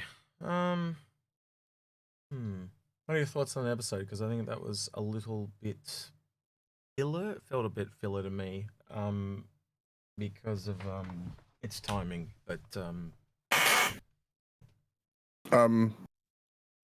well, I'm a fan, mainly because I think it's really cool. It's yet again. I mean, go all the way back to Operation Pitchfork, which, if people don't know what Operation Pitchfork was, it was shortly. I think it is. Sorry, it still is. It's been a plan since day one. It hasn't happened. Yeah. Yeah. But it's it's silent at the minute. I think from what I can see. Pitchfork was a response to the law coming out about repeated Vandal incursions into human to UEE space, and how we were all basically going to do different things to basically respond to that and go and attack them back. Pitchfork is now part of game law. And now you've got these racetracks like the Snake Pit and now these ones that basically just dedicated citizens have gone, we're just going to make a racetrack here and find ourselves something to do. And it's yet again something that dedicated members of the community have made. And Algared will be able to speak to this because he's part of this group. The game devs are basically going, cool, we'll put that in. Yeah, and now they're becoming official locations. It's not a lot of extra work to do so either. They've kind of shown that. The one that was, what's the one that was on the other moon of Microtech? That guy did that in an hour and a half in his lunch break, essentially. The designer, I think that was that the Snake Pit that he redid? That's the one. Yeah. That actually means now that the only kind of planetary cluster that doesn't have one is Hurston. Which could be interesting. Well, they're redoing Hurston with when they redo the city, they're actually putting in features that will actually encourage us to do racing. So they talked about having buildings with a kind of gate type arrangement. They've talked about putting the tunnels in for people, and I can tell you that we're people in SCA who do racing. We're just waiting for that to come online and have access to it, so we can actually map one out. With the one on Grimhex, I'd like to see like a turret or like a small ship that spawns on just like one corner of the track and takes pot shots at you, kind of like the oh god, I'm having a brain fart from Star Wars, the Tusken Raiders that do it. You remember that in the movie where they'd take pot shots? I mean, I thought that'd be kind of cool. People could do that if you wanted. Yeah, but I'm just saying, if there was an AI that did it, that would just be funny, like, and every once in a while, like, once in like every 10 races, someone dies because they got taken out by the random, chaotic turret. But if you stay there, it really stuffs you up. But when you go past fast, it's really hard to shoot you. It'd be quite funny. SCA has had a racetrack made by Ecobit, Apex Rising. No, Scarlet Apex, sorry, which is in Grimhex. It's a very small one, but it is our first live fire racetrack. Neutron weapons only. Yeah. And that has proved to be a bit interesting. And this year's Crux Cup, you had a track at Horizon, as well. The Alamani Crux Cup track. Yep, that'll be again used. That's a standard track. And that's quite a big one. Yeah. That's more done for the rally 1 hour type. It makes me wonder how many PvPers will just come over and stuff with people on the Grimhex racetrack because they can. Because it's lawless. So that could be pretty funny. It's a race, and all of a sudden, all the races just turn and go at the people that turn up to shoot them. It'd be kind of. It was one of the things that it was that whole aspect of concern for griefers mucking up a race was one of the reasons we actually went for Hurston, because it has such a huge, not Hurston, Orison, because it has such a huge time to get in there. Yeah. Zone for not non-aggression zone, and so you can actually you don't have to worry about people coming in and shooting you up because they can't. The only thing you've got to worry about is people kind of coming in and doing ramming. But we were also surprised by how little there was, and the other thing we were surprised was how smooth it was, considering it was on Orison with all its clouds and everything else. So, that was quite a good thing. But Crux Cup, I believe it's in March, coming up in March in 2023. Yeah. Right. Should we get on to some questions then? We should. Chris asks, why is the Galaxy marketed for the purpose of Stanton/Pyro? What makes this stick out compared to the Carrack and the Odyssey? So I think when they say Pyro, they're talking about range. I didn't remember reading anything about Stanton. It's a refueling module. Yeah, and I don't think I ever saw anything specifically about Stanton. I saw it said Pyro, but not Stanton. I never saw that. And I agree with Algared. I think it's just a refueling module. What about you, Badges? Yeah, I'd agree with that. Again, I think that's one of the comments that is potentially isn't what they intended. Yeah. It might be someone reading into it. I think if, exactly as what X has said, if there is an intention that this is for Stanton Pyro, it's to add more refuelers. Because, of course, they've they can see the stuff, right? They know how many Geminis they've sold and how many are still owned at this point. So they might be looking at it going, we really need some more, refuelers in at the time. And of course, that's not to say they can't release some, like a beginner refueler maybe with pyro. But it's certainly a reason to look at it. So, the refueling pod on the Galaxy. Drones or both? I think it would have to be an arm. And again, as I've said, like from mine, and I know you guys can disagree with me, I think the module is on top, and I think it would just be an arm that kind of shoots out the top, and you kind of fly along, and it docks like that. So both. It could have both too. Yeah, it really because could. That would differentiate it from the Starfarer, which is arm and refueling. Yep. And the Vulcan that has just drones, and so you'd have that middle. That said, though, the Vulcan's drones can also repair. They can. So if it was just refueling drones and not the I guess there's no reason for it not to have the resupply, because you do technically have 32 SCU of cargo that could technically be just ammo.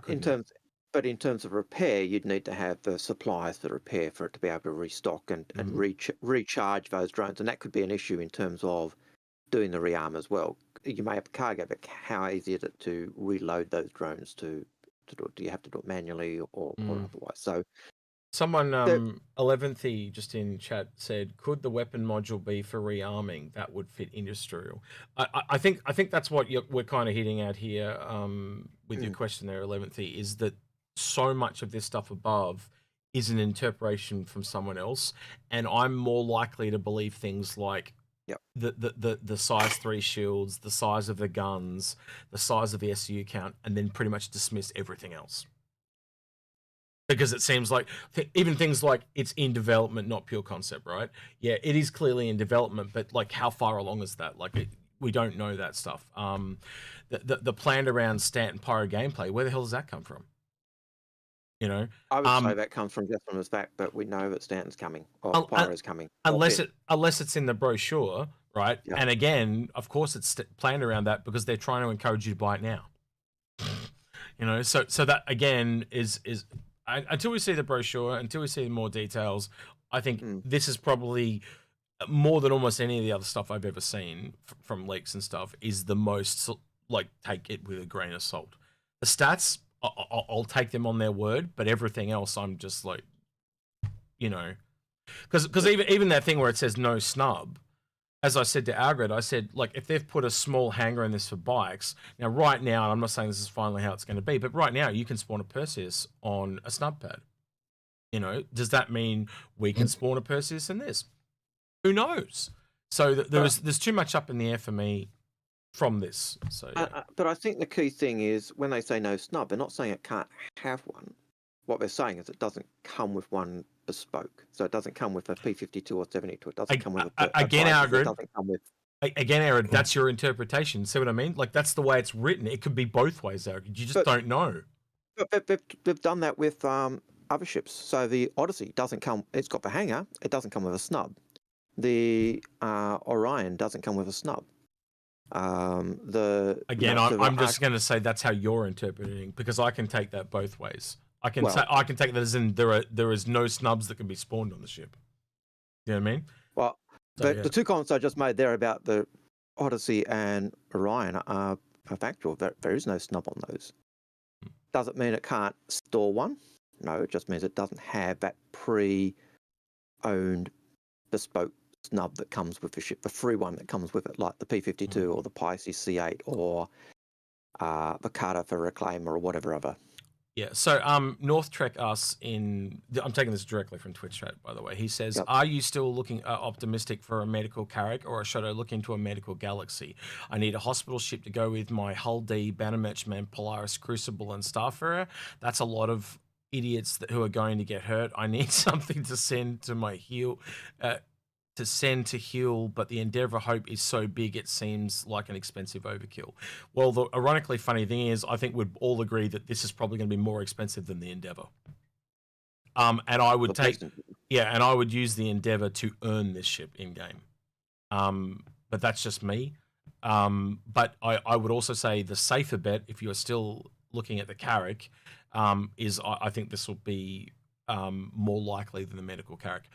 I was just floating the idea of a medical Carrack, right? And eventually it may be a thing where they bring in the modules and stuff like that.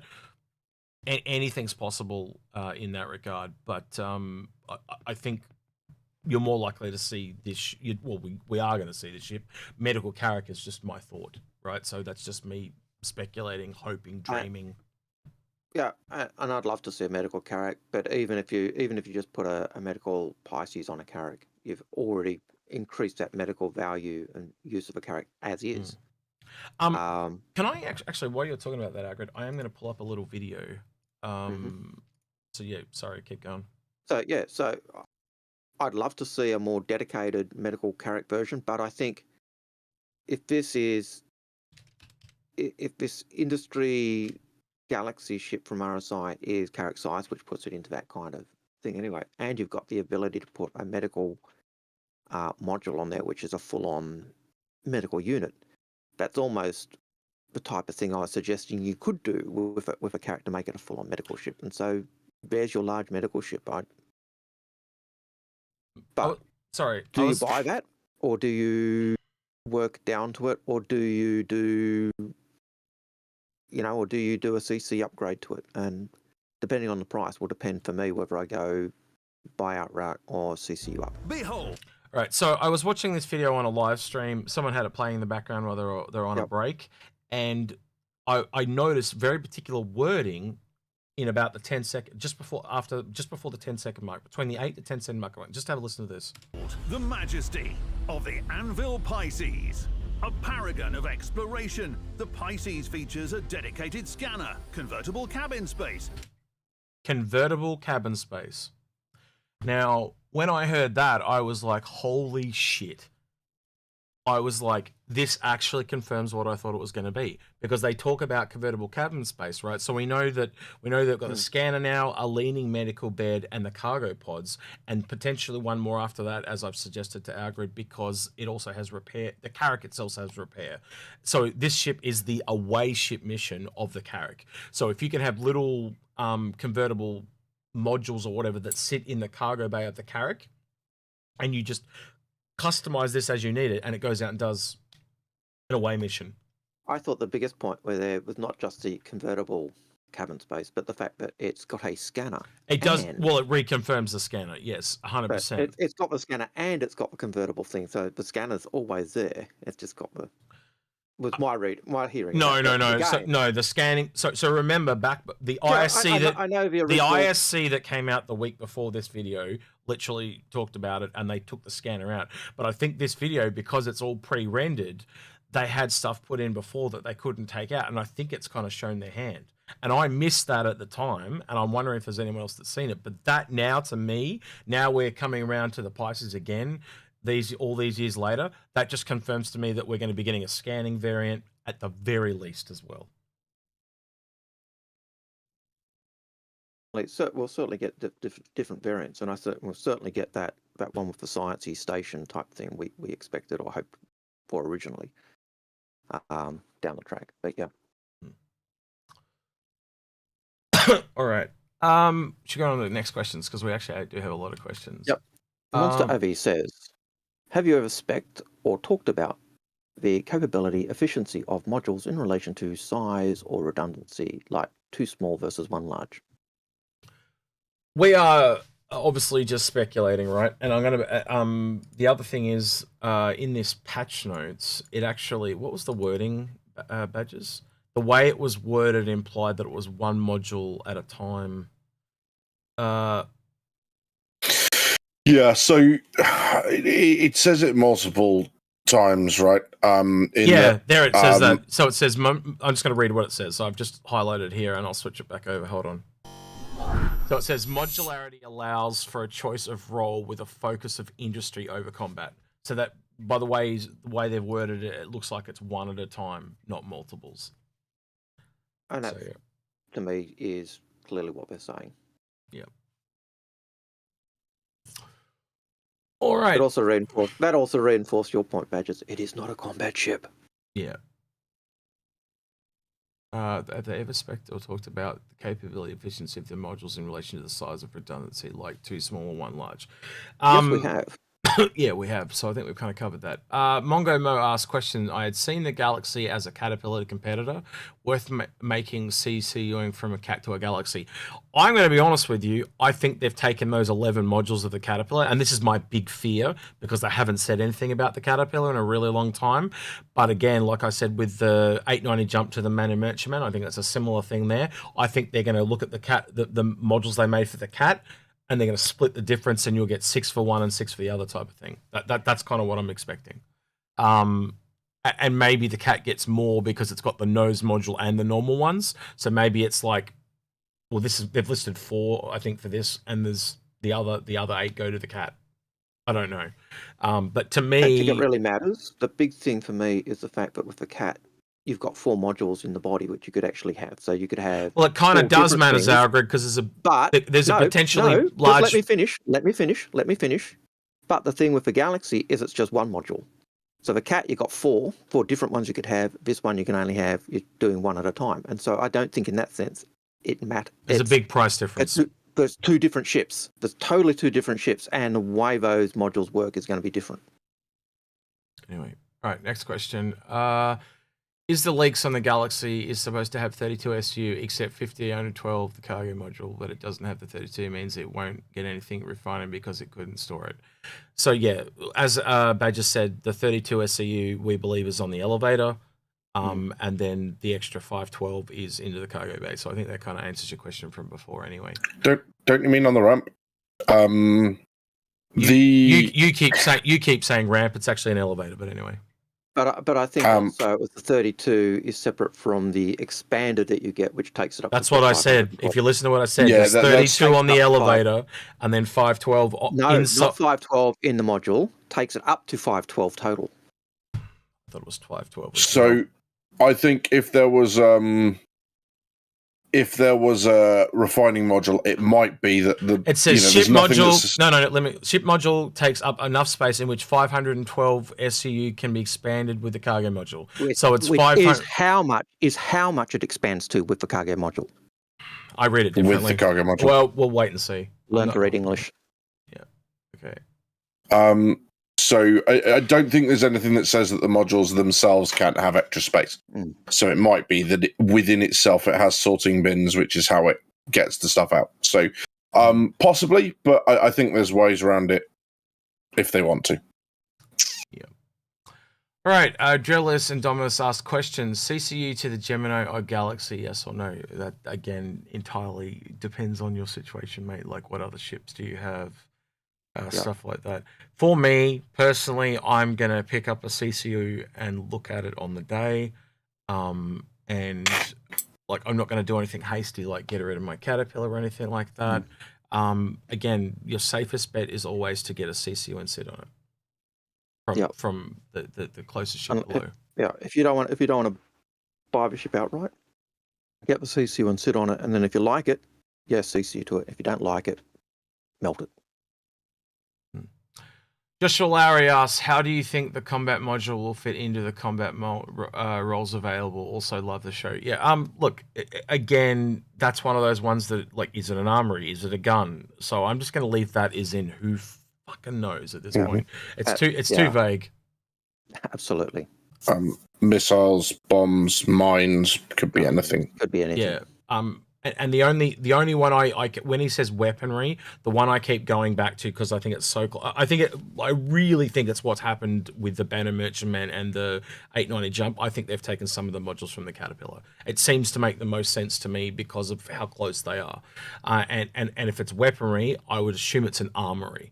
which makes it kind of like a troop transporter, which kind of lines up with what you kind of said about supporting the Perseus and stuff like that. That makes a lot of logical sense to me. So one of them can be a refueler, one of them's an armory, and they escort the armory in and drop some troops off, and all three of those ships working together make a lot of sense to me. And then you can have a medical one that goes in. So it's kind of like RSI's adaptable, rolled in one type of thing. And Hammer VK on Twitch says, "Hi, Inforunners." Gives the wave to execute badges and Algared, so give a wave back. There you go. Execute doesn't want to give you a wave, Hammer, so I'm sorry. I'm in a pissed off mood if you can't tell. And you put me there, so back off. Zalian Maru asks, with the modularity, could this be a lower level competitor for the Endeavour? Yeah, I'd agree with that. It's at least lining itself up for the large medical role, which puts it between the Apollo and the Endeavour at the very least. And someone else's question was similar to that before. Like, the Endeavour's too big, but I need something to travel.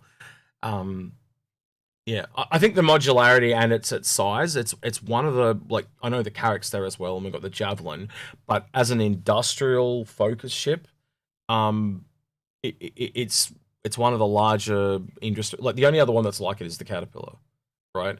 But I don't think it's super industry focused either. That's the weird thing. Like, the only real one at the moment is really the refueling module. Badges, what's your take on that? Because you're looking at the modules.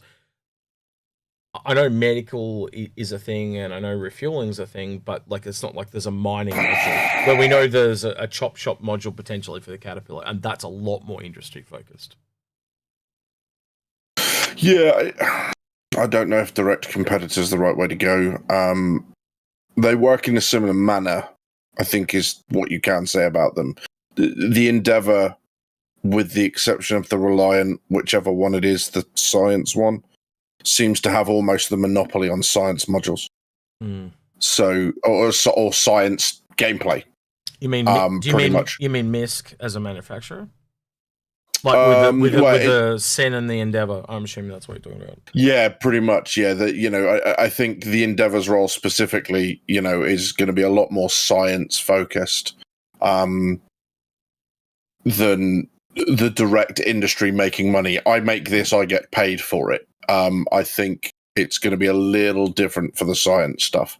Yes. So competitor, it depends what you've got the Endeavour for, I guess.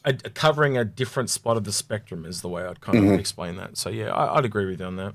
I can see it being that in terms of the, when you set up the Endeavour with the farms, you're not setting it up as a hospital. Whereas this, you're doing the same thing. You set it up as a hospital, and you're not setting it up as a refueler. So I can see it in that category.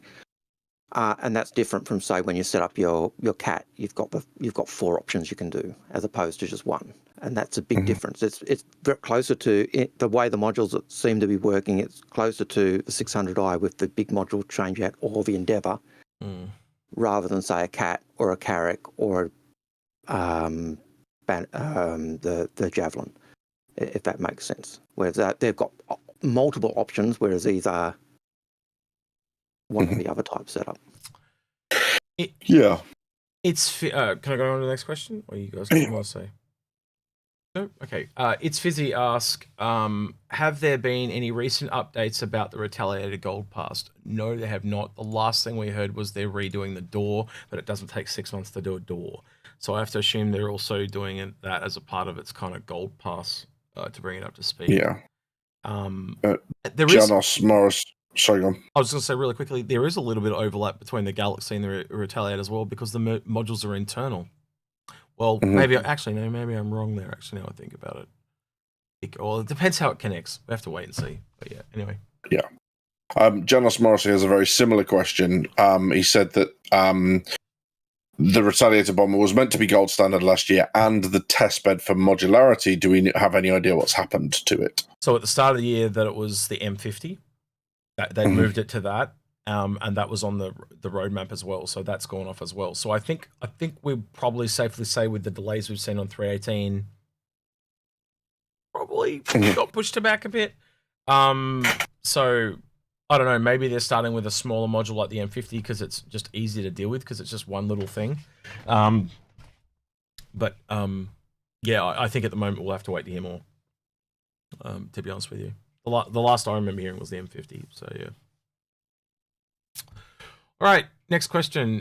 Janice Morissette asks... The one that we just did. Yeah, sorry, that's the one sorry? I just did, yep. My sorry, bad, I didn't take it. Yeah, that's fine. Carl Smith... Oh, sorry, go ahead. Mm-hmm. You want to read that one? I was gonna, yeah.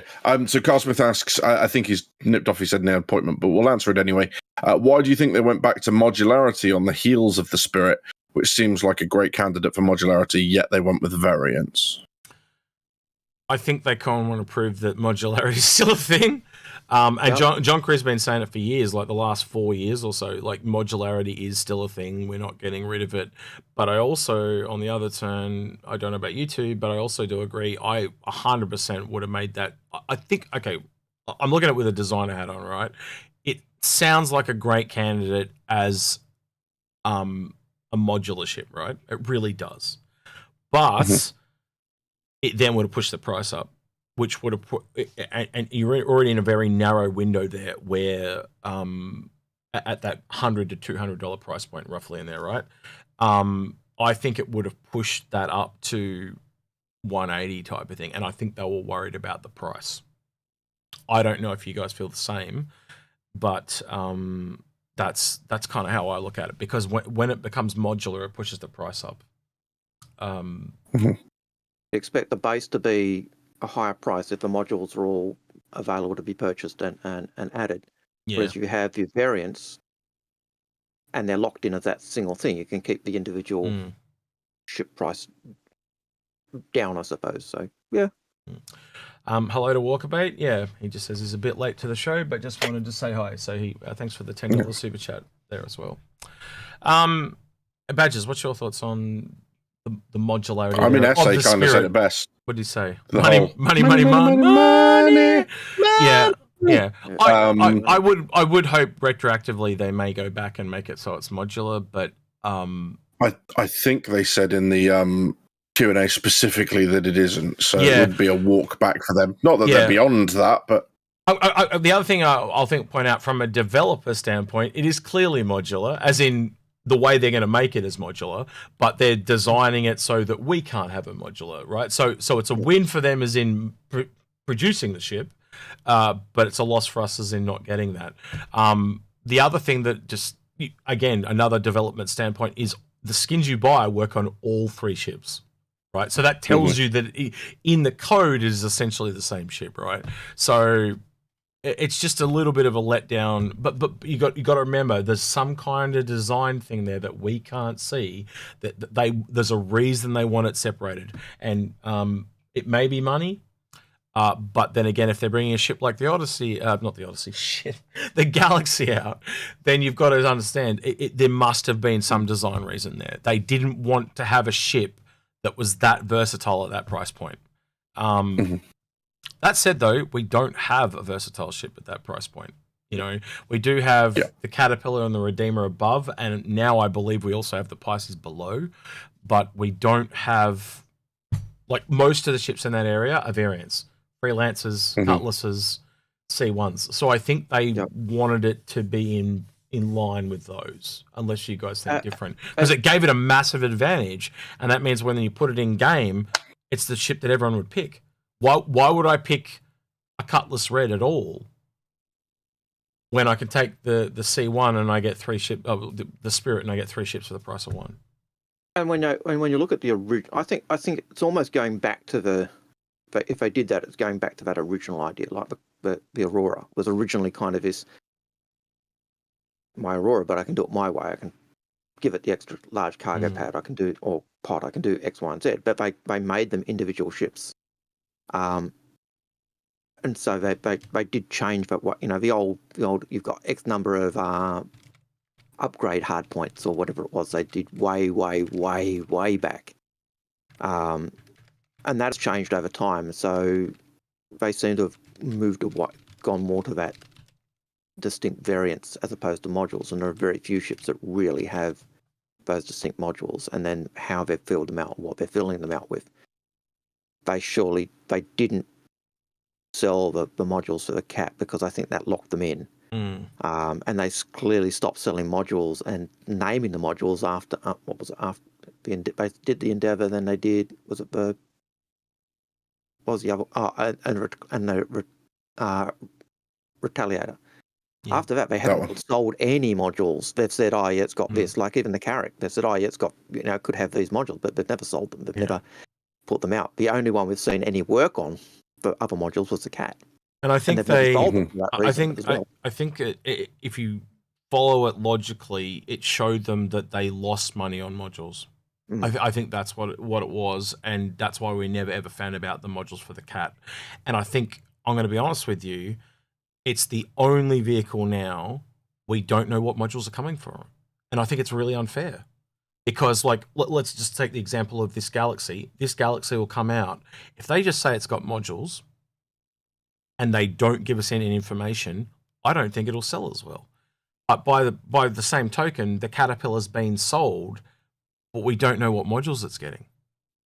They've never actually gone back and said, these are the modules that are coming out for it. We know what's coming from the Retaliator. We've kind of, they've all been kind of hinted at, right? And I think if I was ever going to do a ship Q&A question, would be, can you please spell out what all the modules are that are coming from what ships, or at least what your best laid plans are, right? Give us your top 3 for each one, or something like that. You know what I mean? Because at this point, you cannot make an informed decision on them holding shit back. Right, and it's just not fair as a consumer to not be able to make informed purchase decisions. And what modules are there for the Javelin? What modules are there for the are you planning for the Carrack? What modules are you planning for the Cat? What modules are you planning for? What other ships are there that have got them? Well, even the Galaxy. It is that type of problem, isn't it? How can I make an informed decision on whether to buy a Cat based on the modularity if I don't have any idea of what modules you're planning or thinking you're going to give us? And it goes to, we'll put it this way, we know what the modules are, for example, for the Vanguard. We don't know what the modules are for the Redeemer. I just want some consistency. And I don't think it's fair to do it for one and not do it for the other, because it strongly shows that you're holding shit back because you are trying to sell something. And I think it's a bit unfair. Congratulations, Badgers, to your subscription on Twitch. I just got thanks for my subscription to the Inforunners. I really appreciate it. Also, thank you to FaZe Kidden, who gifted a tier 1 sub to Panzer Mad Max. So get in there to say thank you. And really appreciate it, guys. Thank you very much. Yeah, I think the interesting thing with modularity is there's going to be a tier, right, of how well something performs a task. Dedicated ship is clearly at the top of that tier. Yep. Right. You are then going to have a modular ship like the Galaxy. So, i.e., the module defines its purpose. Then you're going to have, in some order, the other two, a jack of all trades. Well, you'll have a jack of all trades, and then you'll have a jack of all trades or a ship where it's not its purpose, but they've got a module to do it. So, when people say, well, why would you want to go for something that isn't modular? And, that's all around the purpose, and it's being focused on that purpose, laser focused on the purpose. I want to do this and I want to do it really, really well. Yeah. That's when you go for the dedicated stuff. So the modularity stuff for me is it's when you don't know what you want to do. Right, because I've always taken the approach, and we've seen this shown in a few little things, but they've kind of said when a ship is modular, it'll never be as strong as a dedicated. And so you'd have to assume, and this is a massive assumption on my part, right? So to take this all with a grain of salt, something like the medical facilities in the Galaxy may not be as strong as, say, the medical facilities in an Apollo, because it's a dedicated medical versus the versatility. So Walker Bait, thank you again for the super chat. He says, sorry, almost forgot. This is for Badgers so he can get some WD-40. Actually, that is a common myth. You do not use WD-40. You use like a silicon-based lubricant. WD-40 is actually a degreaser. that people use it as lubricant, and it's really bad because after it dries, it actually makes the problem worse, not better. Just so you know. But I only know that because I have mechanical people in my family, and they yell at me if I use WD-40. It's I've learned great my for lesson. loosening stuff up, but Yes. or getting rid of gunk, but not for making it go nicer. But the same company does sell a lot of lubricants, so yeah, you want a lubricant silicon-based generally. The one last thing paint stripper as well, by the way. Yeah, the one last thing I do want to say about that scares me as a Caterpillar owner is how much this ship will tread on the Caterpillar. And I don't know what the modules are going to be on the Caterpillar anymore. Do I want to keep my Caterpillar? Do I want to upgrade my Caterpillar to this? I don't know because I'm not informed and I can't make that decision because they haven't told me what the modules are for the Caterpillar. And I think it's only fair if they're going to sell a ship like this, they need to come out and tell me what the modules are going to be for the Caterpillar. And I don't mean just, look, I'm saying that selfishly as me, but I mean that as the entire community because quite honestly, you might want to buy the Caterpillar over this or vice versa. And you can't make that decision. Especially when you look at the size of a ship's being, the length is very similar. Knowing what the modules are on the Cat, I think is huge because if you can put four, if the Cat has a medical module, you could put 4 medical modules on your Cat. Does that make it better than the single big module on the Galaxy? Or you could have, you could have 4 different modules on the Cat. Does that make it better than the other module on the Galaxy? And that's a big question. And can you have different? But hang on? Significant. It goes one step further than that. Can you have multiple tier 3 beds, a couple of tier 2 beds, and one tier 1 bed in the Caterpillar? We don't know that. It goes even deeper. Modules at all. Yeah. Is it? Do they have the higher grade modules? So, yeah. So remembering that stating something is not the same as stating that you support it. I think what CIG is doing is that they are keeping their options open with regards to the final decision on what ships get what modules, because it allows things like this to happen. Because maybe if they had released module lists earlier, it might have made it much harder to slot the Galaxy into the verse. Yeah. And I think I still like the Cat as an option because I think it's going to have some really interesting modules, and I've got to be really careful how I say this because I don't want to use the word pirate. But because Drake are somewhat looser with their morals, it might make for some fun modules for the Caterpillar. It also might make for some very fun modules that you can't buy, you can only gain through rep. So maybe as you build up with a pirate organization, they give you the blueprints to build an alcohol still or a drugs lab within the Caterpillar, because that's what they use. Because Drake are at the cheap end, they're like, well, do I buy 1 Galaxy for this, or do I buy 4 Caterpillars? 4 Caterpillars, obviously. So yeah, there's lots of that sort of stuff. I'm sorry, I'm just looking at Algared and hope I don't get shouted at. Yeah. So I think instead of saying pirate ship, you're probably like the safer one for me at the moment is Drake are heavily leaning towards salvage.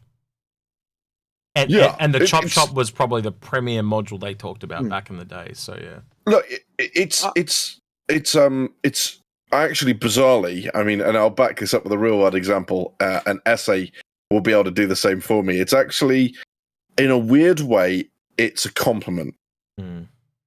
Because for organizations like that are operating beyond the law, what you want is something fairly reliable, easy to repair, that isn't prone to failure, because otherwise why would you have it? And it's why every wagon that ever seems to have a 50 cal mounted to the top, or a Dushka, or anything else you see being driven around in the Middle East by non-government armed forces, it's all the same damn vehicle, because they're so easy to repair, they can keep running. As long as you got some duct tape and some engine oil, they'll just keep running, and it is like that with Drake. And that is why Pirates will use Drake, but it doesn't say they are a pirate company. But in going on what you were saying, I actually think that with the question, do I do the Caterpillar or do I do the Galaxy? I see that just if I know the modules the cat's got, I think the cats are more has more variety and more versatility because I can have 4 different modules, whereas on the Galaxy I can only have the one. And so the question of what modules does the cat have, if I know those modules, it certainly would have impacted, I think, the sales of the Galaxy. SA did bring up an important point. SA did bring up an important point, though. What's better, one big, large module or 4 smaller ones? Yep. And that's a time will tell question for me. It's a time will tell. If you're after the variety or the versatility, possibly the 4 small, because you could equip your ship for 4 different jobs. But you're going to do then at that point. I think you probably come a bit like the Vulcan. You know, you can do repair, refuel, rearm, but you're going to do, if you want to do one well, you've got to just rig yourself with that one task. Also, we are still going by the fact that we are making an assumption based on something that was posted by leaks, right? Yep. So it could still technically be this thing holds 4 modules in it. It literally could be a direct Caterpillar competitor and just has 4 or 5 modules inside it. We don't know. Yeah. You know? Yeah. And that is a possibility as well. It could be tight. We've just got to wait and see. Yep. Yeah, absolutely. All right. There's a question here by Axis96, and he asks, will it have a hangar module? But the thing is, assuming he's talking about the Galaxy, but he didn't. I assume he is. He didn't give us context. So let's make the assumption that it's about the Galaxy, and it says that it has a vehicle hangar module or part, like where the Merlin would go if it was a Connie. So I think that answers that. I don't think we need to kind of really go any further unless you guys want to add to that. Or do you? I think he's implying that it's a. Do you think it would be a module that you could put in that allows it for a ship to land? That's, I think, what he's asking. Yeah. And my answer to that is that would be cool, but then it just basically almost directly competes with the Polaris, doesn't it? It's a gunship Polaris. I mean, I think again, you know, as an industry ship, what's the functionality of the hangar? I'd say what would be really interesting would be a drone module. Yeah, I think the problem is it even comes back to the industry focus, because as I said, when I look at it, it's got medical and it's got refueling, but then some of the other modules aren't in industry. I think it's a little bit in that jack of all trades. That's why I keep going back to the Caterpillar. It feels like it's got a couple of industry modules, but it's still got some generalized ones. So there is some overlap. Like for example, if they came out and said there's a science module, that would, do you know what I mean? Like that puts it in, or a mining module, right? Because RSI now have 2 miners. Like Drake having the salvage thing down, I think we can safely say now RSI has the mining thing down. So I would have liked, you know, a mining module would have been a thing they could have added. And as an industry ship, you could see, okay, salvage, repair, refuel, maybe a refinery. Actually, that actually makes more sense. Algared, actually, instead of a mining module, a refining module, because then it could have gone out and worked with. You know, so like the Orion or whatever. What flavor of industry is it? Yeah. If it's an industry ship, why a combat module? That to me, that even that idea just goes, huh? And I'd even put the medical outside of industry. It doesn't. It's kind of. I'd put that almost on a science tier rather than an industry tier. But that's just me. But yeah. Actually, I'm gonna put that question back to Shadow Girl specifically. She said the 600i is modular and is very strong as a ship overall. So taking note that it is probably roughly the same size as the Caterpillar and the 600i, and it's now got a medical module on it. How do you feel about the medical bed on the 600i? I think it kind of it's different again. Like to my eye, it's brought the 600. I was like, yeah, finally giving the 600i something, and it's now kind of deflated it quite a bit for me. because now I know there's another medical ship in the same size category, and I would argue it's not going to be just like one bed. It's probably going to be like the Apollo, and maybe like just say for argument's sake, the Apollo has the 2 rooms. Say this thing has 3 rooms, and you can mix and match. So you could have 3 size 3s, 2 size 2s, and 1 size 1. That all of a sudden makes it one of the best medical ships in the game, because it's mobile like the Endeavour isn't, and it's got one of every bed at least. I would say it's different from the 600i, because the 600i module with the clinic or with the med bed is the Explorer module, and that Explorer module literally has just the one bed to support exploration. Yeah. The medical module for the Galaxy, I understand, is like you say, it's a full-on clinic. It's close. It'd be closer to the Apollo than it would be to the med bed on a Carrack or a 600i. You've got to look at the role of those, of what you're doing. Shadow Girl's response was, just shoot for the moon, give us a quantum teleportation device module. Oh dear. Dream big, and you're always surprised. Yeah. I think both you boys are frozen on my screen, or is it just me? It's kind of sad. You both look very frozen. I do believe I am frozen. And Badges, are you there, mate? And Badges, and we've lost Badges. And we lost Badges as well, so both frozen at the same time. Well, this is awkward. All right, next question. It's Fizz asks, rearm module a bit like the Vulture? A rearm like the Vulture? Do you mean? I think he means the Vulcan. The Vulcan? We did talk about that with the drones. Yeah, maybe as a separate module as well. So yeah, I don't know. I'm worried about too much overlap is the thing with me. So yeah, we'll see. What about you, Algared? Yeah. Rearm, or is it too much overlap? Because I'm going to be honest, I think that would be a better one for the Caterpillar personally. But yeah, I think that depends how I do it. If I do a drone, yeah, it could. I think certainly the refuel works. Rearm, yeah, you could do it. But well, let me throw this at you, Algared. A chop shop module that pulls in the resources, and then like a repair module in the cat that puts it back out. That sounds awesome for a ship that can take multiple modules. Well, at least to me. Well, that's taking the Reclaimer and Crucible and kind of smashing them together in one ship.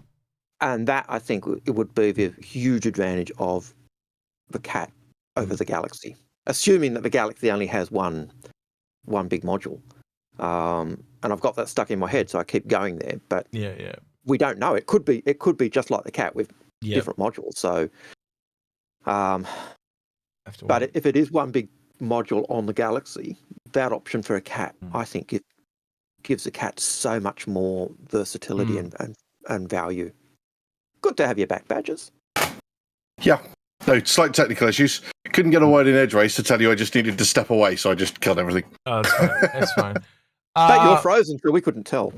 Monster Avery asks, in regards to the Galaxy and other modular ships, do you see a defense module with something like a size 1-2 shield power plant supplement, maybe have a point defense turret or E-War or something like that? That's something we didn't even think about. Or E-Warfare would be pretty cool. But yeah, like, well, that's the thing. Like, the way it's worded, he's just wrote weaponry. And to me, when I think weaponry, I think, well, you're the military person here, Badges, but my brain says that's a civilian trying to say armory and stuffing it up. That's where my brain went as soon as I read weaponry.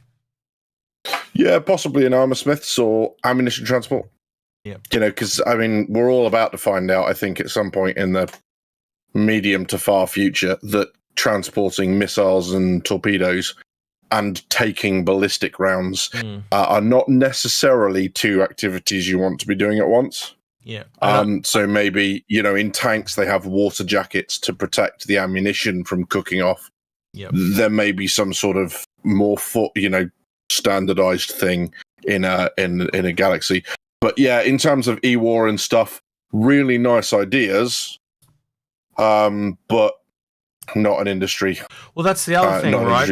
I think that industry focus thing is an interpretation of the person that wrote the shit, right? He's gone, it looks industry focused, unless, like, again, we just don't have the what gave you this assumption? right? There's nothing there that he doesn't tell us why that gave him the assumption, and that's why I just like. And again, I look at the modules, and the only module to me that says industry is the refueler. The rest is just generalized. Or I guess the medical is technically, because when I think industrial, I don't see medical more towards science than industry in my personal opinion. I see medical in more science. So for me, it's kind of like it's a cross between. It's like you know when I talk about overlap and stuff like that. It's like somewhere between the Endeavor and the Caterpillar. This is the bridge that bridges those gaps of that modularity. And so I don't see it as industry. I see it as is somewhere between industry and science. In that leak, I'm reading 2 authors. So there are 2 people writing. There's the cut and paste stuff. And then there's the person writing. So for example, and please, if you're watching, whoever wrote this is not me attacking you. I fully appreciate that, like, you are doing far better than I can. I cannot read or write 2 languages. Like, my hat's off to you. I can't learn another language. I've tried. I'm crap at it. I love you. You're great for being able to do this. But the bit where it says ship modules take up enough space in which 512 SCU is how much cargo expands to with the cargo module, that is a different author to the bit that says modularity allows for a choice of role with a focus on industry over combat. That second part, that for me is cut and pasted from, as you said, possibly the brochure if it's from the same people or whatever, right? You know, multi-crew weaponry and shields ensure safety in hazardous situations. Brochure comment. Again, it's a brochure comment. You know, it's that fluff. He's like, see your authorized ship dealer for details. Actually, sorry, I'm just reading in chat, and actually, I'm mulling over what this person said. So Spencer Doyle said, more like a modular support ship, and that does make a lot of sense. Now I mull it over. The cargo, the medical, the refueling, the armory, they're all they're all supportive. It's not an industry ship; it's a support ship. Yeah, I really want to put this to Sia now, because he's the guy that was really into the support logistics. Actually, I'd almost ask Essay, but he's been touting out crazy stuff all morning, so I don't know if I should ask him anything. He's been crazy, but anyway, you know, he's obviously high or drunk. if we're then changing the language in their transport to cargo, that's what cargo is. Anyway, change weaponry to weaponsmith. Now it's industry again. So again, I think it goes both ways. No, I was the only reason I brought it up was what Spencer Doyle said, and it kind of went, yeah, it could be that. And I'm only floating it, right? I'm not saying that's what it is, because at the moment, as we've been saying all morning, you can misinterpret that stuff every which way. So I think at the moment, the only thing I'm safely going to say is we know there's modules, and it's a ship, and it looks like it does, but to me, it to bridge that gap, it looks like it's going to land somewhere between the 600i, the Caterpillar, and obviously it's got a bit of referencing with the Endeavor as well. But I think we'd also agree the Endeavor is much bigger. So yeah, I could see that Monster 8, to go back to Monster 80's question, I could see that being really good on a cat though. Yeah. The cat is probably now a little bit undergunned, compared to this. But I don't quote me, but I think it's like I'd have to get. What are the size of the turrets? Because I'm not going to guess, because it's been a long time since I've actually done any. I'm not going to use the Matrix and lies, because it's probably even more inaccurate than memory. Can someone let me know the size of the guns on the turret of the cat? It has 2 turrets, size 4s. There we go. That's what I was kind of thinking it would be. So that's definitely undergunned compared to the Galaxy then. And I do know that there's like 4 guns on the cargo module as well, not the command module as well, but they're like 2s and 3s or something like that. It's a weird combo. So there you go. So yeah, 3 size 3s in the Galaxies. Yeah, that's correct. But I'm on the command module. If someone can link me the guns on the command module, because I think from memory it's like 2 size 2s and 2 size 3s, but I don't want to quote myself on that. But anyway. I think there's a couple of other modules that the Caterpillar could come out. I really like the Warfare, you know, even if it's just bog standard jamming, because all jamming is you're pushing noise out. You're trying to drown out every other signal. It's basically like someone's singing in the room and you just start screaming at the top of your lungs. You're going to drown them out, right? No matter how good they are. So another one, there was a group of ships within World War II who were used in convoys, and they were made to look, they were merchantmen, but they were converted merchantmen. They were called Q ships. And these ships were basically made to look like merchantmen, because what they used to do, if they caught merchantmen on their own, they would come to the surface and they would sink them with the gun. They'd tell the crew to get into the life rafts, and then they would sink it with the gun, because you had very few opportunities to use the gun in a submarine. So using up its ammo was better than using torpedoes. So Q ships would go out on their own and try to simulate that. And when the poor submarine surfaced next to them, they would basically drop these panels and all these guns would train on the submarine, and the submarine would be in a race. And obviously it lost because the merchantman can take a lot more punishment. So having some sort of like, you know, kind of Firefly or Serenity-esque turret inside that the doors open and then all of a sudden you're blooding away from these turrets or whatever. It's just a little bit more of a sophisticated solution than the doors opening and 12 guys all stood in there with rail guns. But yeah. But what it did do, the consequence of that was back in World War One and World War II, the Germans then went to unrestricted torpedo shoot. You know, they didn't bother about declaring that just torpedo their ships, because if I surface, I'm going to get shot. So, or I don't know, I'm going to get shot. But yeah, but commerce raiders were the same type of thing. That they, you know, they pretend, you know, some commerce raiders like the Cormoran pretended to be merchant ships, and if they got a ship unprepared, then it went to the bottom eventually, much to Sydney's demise. All right. So, yeah. Next question is from Sinkit, who, for Galaxy based on size leak, it sits between Perseus and Polaris. Do you think the price will be around $700? I don't necessarily agree with that image that was leaked, that it was between the Perseus and that, because again, it doesn't quite line up with what I've seen. And I think again, they don't state how they come to that size. So again, I think it's just someone guessing. But yeah, unless it's an image from a brochure. Yeah. I don't know. Yeah. If it's just gone by length, the length puts it.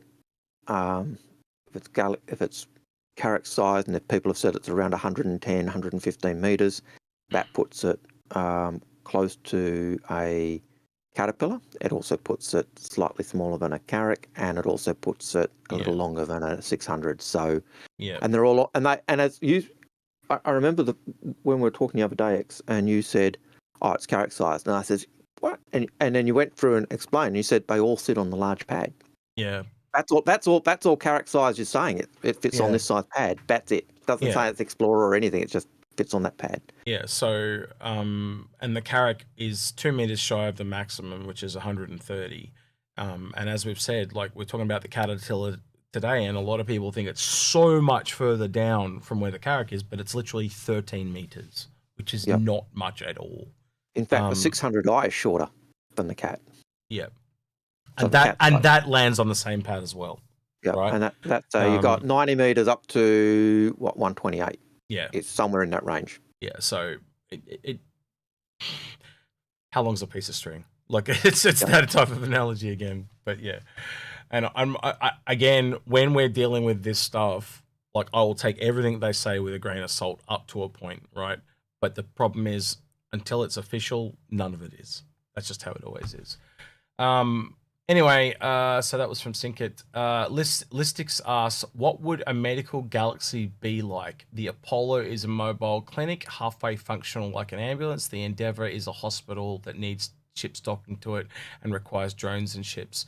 Badges, I'm going to throw this on to you because what is the advantage of a medical ship in something that is a little bit, I'm going to assume it's more armored than an Apollo. It's got bigger guns than Apollo. Like the Apollo really doesn't have a lot of guns at all. It is like ambulance-y as. So is there an advantage to having something of this nature? Slightly because none of the other medicals really have the armor or weaponry to do it. Like Cutlass would probably be the closest one, as in the red. But your thoughts? I think where the Apollo, both of them sit, regardless of which variant you go for, they are obviously far more well equipped than the Cuddy Red. I think where the large medical ship is going to sit in a fleet. So because obviously the main advantage of having it in a large rather than a medium is size, is space, and capacity, and it's going to be that in effect, I think. The other thing that may become an issue, and I know this is a personal kind of crusade of mine, is I wonder whether most ships with med beds will keep their ability to respawn players, because that makes certain larger ships really tough propositions. If you're going to go and board them and you've got 30 guys on there, let's say for an Idris, or a Javelin, 80, right? If all of them can respawn 5 times before they run out of clones, you're not fighting 80 people, you're fighting 400. And that's ridiculous. I mean, that's just like beyond the pale. So maybe the larger non-combat medical ships, like the Endeavour, maybe that is able, and that is its strength as a medical. Maybe a large is able to do that as well with a timer. And I know a timer would mitigate it on. And going the other, I've got to ask though, but going the other way, so like an Apollo, you've obviously got cheaper running costs and.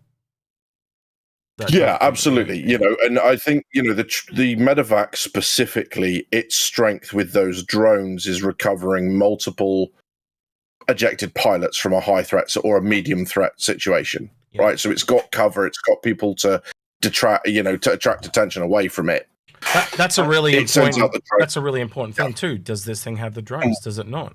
And so that still gives the Apollo a place to stand. I agree. And I certainly see the Endeavour wouldn't have the drones, because that's you're taking the ambulance to the hospital, so that's kind of big. And if you're using the Galaxy in the fleet, then the Endeavour is based above a planet, going to the major emergency, or you send the critically wounded back there. But in terms of that, I was going to say too, Algared, just before you move on from the Endeavour stuff, is also I don't think this can dock with the Endeavour. Unless there's a docking port that I've forgotten about, but it can't land on. It's too big to land in it, so it can't land in the hangar.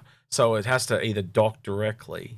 But I'd have to go back and look at it. It's been a while. I think they'd have. Yeah, I don't know. So it can't get more medical supplies, so to speak, from the Endeavour itself. It is more self-reliant than anything. But Anyway, I was just going to say, my question would how would you transfer patients from this large medical ship to the major hospital if needed? Yeah, it's got to have a docking collar. It's the only thing that kind of makes sense. To go back to the question about the respawn ability on ships like the Carrack or the 600i, assuming, or the other thing that Badges was raising, I think part of that is going to come down to the medical drugs or whatever are in the beds. If you don't have the supplies, you're not going to be able to do it. So that's also true. So there's a balance to that. Yeah, that's a really good point. Is that the larger, it doesn't just have to be bed capacity; it's the supply side, and that again would lend its kind of use to a fleet, right? I think one of the reasons I like the idea of the medevacs is look at the Polaris, look at the Idris, anything with a hangar bay, even like with the MPUV bays, you could send your drones in there to go and recover people. So they jump onto the stretcher in there, it transfers it. It means you don't have to muck around with the stretcher. And it also means that your dedicated medical vessel doesn't necessarily need need its own hangar. Yeah. Because as long as you've got those drones could come in anyway, you could just drop the elevator, it'll fly in there and goes, or a dedicated drone receiver bay, which is basically like those the prisoner, they're like the bounty hunting modules, the prisoner suspension. You have something very similar to that for medical. The hull's only got to be big enough for that and the drone that it sits on. And how much different is a bounty trolley with someone in cryo to a medical bed with someone lying there? Not much at all in terms of the mechanic of moving it around, is it? Yes. And if your drone sits at one end and all it's got is two arms that telescope out and grab it, so you're grabbing your drone, you're grabbing your thing and you're taking it around. The drone doesn't even need to fit in. It can literally just go up to a port, pass the pod in, back out, and that entry into the ship only needs to be the size of a pod. And it just stops the whole, how do you transfer a casualty while the fleet's underway from, say, a Polaris to a Cutty Red or whatever. And I know there's a med-bed imbalance there, but you get the point that I'm making, right? And that would be a slightly different mechanic from, say, the Shepherd drone, because the Shepherd drone is kind of the bed itself. So, but yeah, that would be my question. If it is a module that doesn't have a landing pad, so you can't get the ambulances, how do you the drone? How do you do the patient transfer, or how do you get patients into the medical ship? And again, there's not enough information there to really draw on. Because that's the other thing. I don't see a docking port on this, at least not yet. We've only got one image kind of from the front and one from the top, but I do not see a docking collar on this thing at all, which is really strange. Which really does limit its capacity. It basically means it's got to land to get patients off and on, or there's so many questions, and we don't have the answers. So there are still things to look forward to, is what I'm saying. So, and unfortunately, we don't have the brochure, and we don't have the design documents that often come out in Jump Point later on. So there'd be things I'd like to see. I'd like to see what the brief was for the design. So I'm going to assume this next question is in relation to the Galaxy again. But Eds Kepler asks, maybe it's a large blockade runner between the Rallian and the Banner Merchantman. I'm going to put that to you guys. And I think he means specifically just the cargo variant. It's armored. It's got guns. Are the guns big enough? Yeah. I could possibly see it doing that, but I don't think that it's anything specifically gives it an advantage to do that. Could you do it? Yep. Yeah. Is there something special there or unique there? No, I not don't that we can see necessarily see at the moment. Yeah. And I think that's the same with any question. Can you use it? Can it be an explorer? Yeah. Yeah. Or Is should it made for it? No. But should it be? Yeah, that's the question. That's the question. You can make any ship do X, Y, and Z, but should you? What would make this a blockade runner over, say, an M2? There you go. And I would argue they've both got armor, so that's a really good question. Chuck that back here and have a think about that one, Kepler. And that comes back to that question you raised earlier about speed. How fast is it? Yeah. If it's not fast, or it's slow because it's armored, or anything else, then and we know the Crusader ships are faster. All that's meant to be their thing, is speed. Yeah, the second you cross speed off and say it's not fast, you're saying it's not a blockade runner. It'd be a blockade buster trying to push through, but then our three size 5 turrets are enough to be able to do that. So Alemthi asks, could the weapons module be for rearming? And I'm just going to answer this with the stock standard. Yeah, it could be for anything. That's the problem. The word choices are not the best, are they? So I don't know. I'll let you guys answer that if you wish. But to me, it's another one that we've kind of mulled over a few times now. Do you want to move on, or do you want to speak to that? Yep, I could be. Yep. I think the next question is one we haven't answered. Really, and it's the price. We know what the audience have said: 400 to 500, 500 to 600. Again, 600 to 500. Really, I think we have. I think we've kind of talked about why it could go so high as one and so low as the other. I think we've talked about. Have you guys given your individual guesses? Mine originally was 380, and I'm still going to kind of stick to that. And I'd probably go around close to 400. But my question is, do I buy it outright or do I CC to it? And I haven't yet decided what. And it's going to have to be pretty good to make me buy it outright. And I like I'm not going to lie. I think the fact that you're in your clothes to go and see the bank manager for an overdraft to make confirms you're buying it outright. It hurts not that you lie to us. It hurts that you lie to yourself. Okay, I will probably buy it. It is RSI, unless it's as bad as I'm not against Drake, but if it's as bad as the Cuddy Steel, then I won't buy it. So I'll ask the other question then from the other way. What would you melt to get this Algared? Well, I wouldn't. I'd use a Steve as a CCU point to CCU up. And get Warbond CCUs. And I actually agree with Algared. As an Australian, it actually is just so much cheaper for us to do the CCU and Warbond stuff now. Buying with cash is just a really bad idea now. It would have to be a really good thing. They'd have to do a really good package to make me go, yeah, I'm buying. Like, I didn't want to buy the Nova. I didn't want to buy the Nomad, but I did buy some of the packs because that was a bloody good pack when it came out. That concept pack. It was the best pack I've seen ever for a concept ship. Yeah. Can I just pick up on something Valhalla's Ashes said in chat? And I don't want to, Valhalla, I'm not picking on you. The viewpoint that you're espousing is the same as many others. So please don't. The point you're picking up is valid. Is why has it only got one large shield when so many other things have two? If the standard for a large ship is 2 large shields, well, why not just make 2 large shields equivalent to 1 large shield and call it 1 large shield? Why have 1 large shield if everything needs 2? That's just a numbers race. What they actually, what they said. Give it the same shield health pool. Hang on. Give it 500 shield generators. Can I just say something relevant to what you're saying? Yeah. They said many years ago that roughly 3 of the smaller one is equal to the one above. So 3 mediums is roughly equal to 1 large. Yeah. But, if we're talking in one category, so take large, for example, if the standard is everything must have 2, well, don't have 2. Have 1 and give it the hit pool of 2 of them. Yeah. And that's the thing, I think, is everyone just goes, oh, God, it's just that.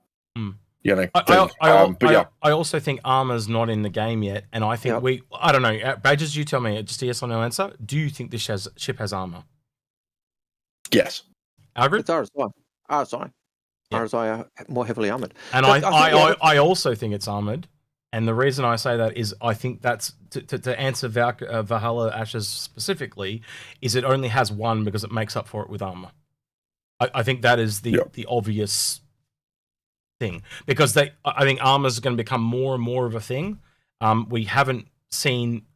you guys correct me, but I'm talking about on a scale here of shields versus armor. I think we've got far less armored ships than we do shielded ships, right? And I think that's also, we know that that's coming. They're getting to that point where they're going to have to put it into the game again. So I think we may see more armored ships as we get to the end of the pipeline, so to speak. Yeah. But there is also an advantage of having multiple shield, because the second they put 2 shields on, you could start to go 4.5 shields, whereas if you've got 1 shield, it just becomes a single bubble. This is correct. So there are advantages in having the multiple shields. Actually, didn't they change that to be that the shields faces were set on size of the ship, not on the number of them? I would have to go back and check. Because I know that like some of the smaller ships have 2 faces, but a lot of the larger ones have 4. I think it's size based now, not number of components based. I think they changed it over. But I might have to check that. Yeah, man. So just to clarify, me and Algared have been here for so long. There are so many different layers of information now, and trying to retain it in our noggins. So if you look at us and go, "Oh, these dumbasses don't know anything," it's because we're cross-referencing multiple different things, and it's got to the point where there's just so much stuff out there now. We remember it, but we don't remember where we heard it from. Yeah. And I think you'll talk to anyone that's been here as long as us, they'll tell you the same thing. And then you get someone, no offense to you, Badgers, but someone like Badgers that came along a little bit later, his information is more up and current, but then there's other things that they haven't talked about in years. So there's an advantage to having people that have been around as long as us, and there's definitely an advantage to having people that are around more recently, like Badgers. And it's certainly harder when we're doing a live show and we're literally talking off a cuff as we're going. We can't literally go, done the research and pull it up and say. Well, the other thing is that completely get the idea of redundancy through systems, but redundant through systems is a military function. Yeah. If you look at merchant ships, in today, they don't have the redundancy that military ships have. Military ships have backups to everything. They've got backup comms. They can back up their firefighting systems. Everything has backups upon backups upon backups to a ridiculous number, to the point where, we had 4 generators that would power our engines instead of 2. Sorry, go on. I just want to say, Shadow Girl said in chat, she literally said it. So it's size 1 is a bubble, size 2 is 2 facing, and then size 3 is 4 facing. 4 facing. So size 3 plus is 4 facing. So yeah, I just wanted a clarification on that, because it had been a while since I'd read that. And again, you'll notice, like, if I'm unsure, I'm not going to tell you what it is. I'm just going to ask you guys in chat, because I'm not going to sit here and go, we know because we're only human, and I'm just gonna ask it as it is, because quite honestly, I know there's so many of us here that are knowledgeable. It is, rather than, if I'm unsure, I'm not gonna fight you. I'm not gonna be trivial. I'm human. I'm flawed, and I'm just gonna say, I'm gonna ask. I'm gonna learn. That's just how it is. And if you expect us to know everything, that this game is too big for. As Dave would say, 10 years of doing law stories every week. That's 5,200 law stories in 10 years. Yeah. And you can't remember it all. Yeah. Yeah. And look, Retina, you're entirely right. Shield emitters versus shield generators. So you have one shield generator, many emitters, and as you damage emitters, it weakens the shields, or it might leave gaps in certain areas, whatever, right? Completely understand that. The point is that with the redundant, there's also the issue of later on, when armor and physicalized damage are going to be brought in, things like ballistics, for example, that can go through shields can also penetrate armor and then potentially damage components within the ship. If you knock out a shield's generator, obviously if you have 2, it's at much less strength, but it's still providing that shield. The point that I'm making is this is an industry focused ship. I'm happy to hang my hat on that from the leak stuff. Therefore, it doesn't make sense. Yeah. Another coming up the wazoo. Well, just another real quick one I thought of just then too. If you've got shields and you get AMP'd, you lose the shields. But if you've got shields and armor, you still got a bit of defense there as well. So there is this kind of balance thing. They all, like, a lot of what game design is all about balance and trying to get things to be balanced as possible. And like the rock, paper, scissors analogy, you are trying to make it asymmetrical as possible, but it doesn't always work. So one of the things I look at it right now is we've got armor and shields, but is there a third there that we haven't even considered? Right? They may bring that in, they may not. But at the moment, it's kind of like ballistic versus lasers. We've only really kind of got the 2, and then you've got like this middle ground, which is kind of like cannons, and there's different, but there's both cannons and you know where I'm going. Yeah. And to put it in a slightly, to pick up that whole knocking up the emitter type thing that was discussed before. You said you knock out a emitter, you leave pack. If you don't have armor, you shoot a ballistic shell. It goes through the hull and cuts the cables or cuts the piping. You haven't destroyed the emitter, but you've basically cut it off because the piping is there. Whereas an armored ship you would expect to have more resilience to that type of effect coming in. So it's all balanced, right? And they're gonna tweak the shit out of it to make it work, right? Because even just like lasers versus ballistics is obviously limited because you've got the ammo count, but then battery, the lasers, basically it's unlimited. You just got to wait for that little small recharge. So But then I asked, do the bachelors eventually run out because of malfunctions? So, Yep. you know what I mean? So it's like it's like just how. I think one of the things I'm realizing with this game is everything is on a timer. It's just different levels of timer. I don't think anything is truly unlimited. I think everything is just on a form of timer before it's. Well, got they to certainly be did that reset. with they certainly did that with the laser guns, didn't they? Yep. But they've given them a cap kind of in the capacitor, and then it runs out, and then you've got to get it charged up. So it's not just this unlimited, just keep firing as it used to be. But it also shows. I've lost the point. Mm-hmm. Nothing unusual with us. Nothing unusual with us. We have lost. Us three lost the plot years ago. Let's be honest. Yeah. All right. So just to clarify, in the chat, there's a bit of a discussion going on around the Connie. So don't hold it against people when they're making comparisons between the Connie and the Galaxy. There's two reasons for that. Firstly, the Matrix of Lies lists the Connie as a large, so it is technically, according to the Matrix of Lies, in the same category. The second is because the leak information spoke heavily about the Galaxy basically being heavily influenced by the constellation, and we've talked about a bit about that thing, but basically that's where people are coming from on that front. I just want to say two things to that constellation real quick. I actually think it shows that the constellation is going to grow when they eventually get back round to reworking it. I think it has to. And one of the things is the thing Algared showed me years ago. Remember the MSR thing you showed me? Yeah. Like originally the MSR was just 2/3 the length of the Connie, and it's now so big that is the length of the Connie pretty much, but it's also so much wider. That thing doubled in size easily. I got the Connie and I literally parked it directly. They were touching the base of an MSR, and when you went above it, you could not see the Connie. Yeah. And when you went side by side and did the same thing, you kind of had maybe a little bit of a Connie sticking up. And it was. I was shocked by it, and I know Execute, when you saw it, you went. Well, when you think of the things that are packed into the Connie, and you think of what's in the MSR, and the Connie's just got to grow. It just has. And again, like Badger's alluded to, it's now in the large classification, so technically it needs to be on a large pad, but it's not currently. Yep. It's on a medium pad currently. So I think that shows that they're eventually going to make it grow. And when it does grow, I think that puts it in, you know how I've always said that I consider the Caterpillar a daily driver, but everyone thinks it's too big. But I think that now means that it will be like on a large pad like the Caterpillar, and it will grow. And I also think it is another RSI ship that'll be near the Galaxy, but the Galaxy, as we are seeing, is more focused in either industry or science or whatever that ends up being, right? They're different roles. This is a generalized cargo daily driver type style ship, where that is more getting into the Swiss Army knife approach of a Caterpillar. And I think, you correct me if I'm wrong here, Badges, it's just a real quick question. I find the Connie more of a soloistic ship, where the Galaxy, as you've alluded to, seems a lot more fleet-based. Yeah, I mean, the Connie could operate within a fleet, but I don't see it needing to. It's very much its own thing, right?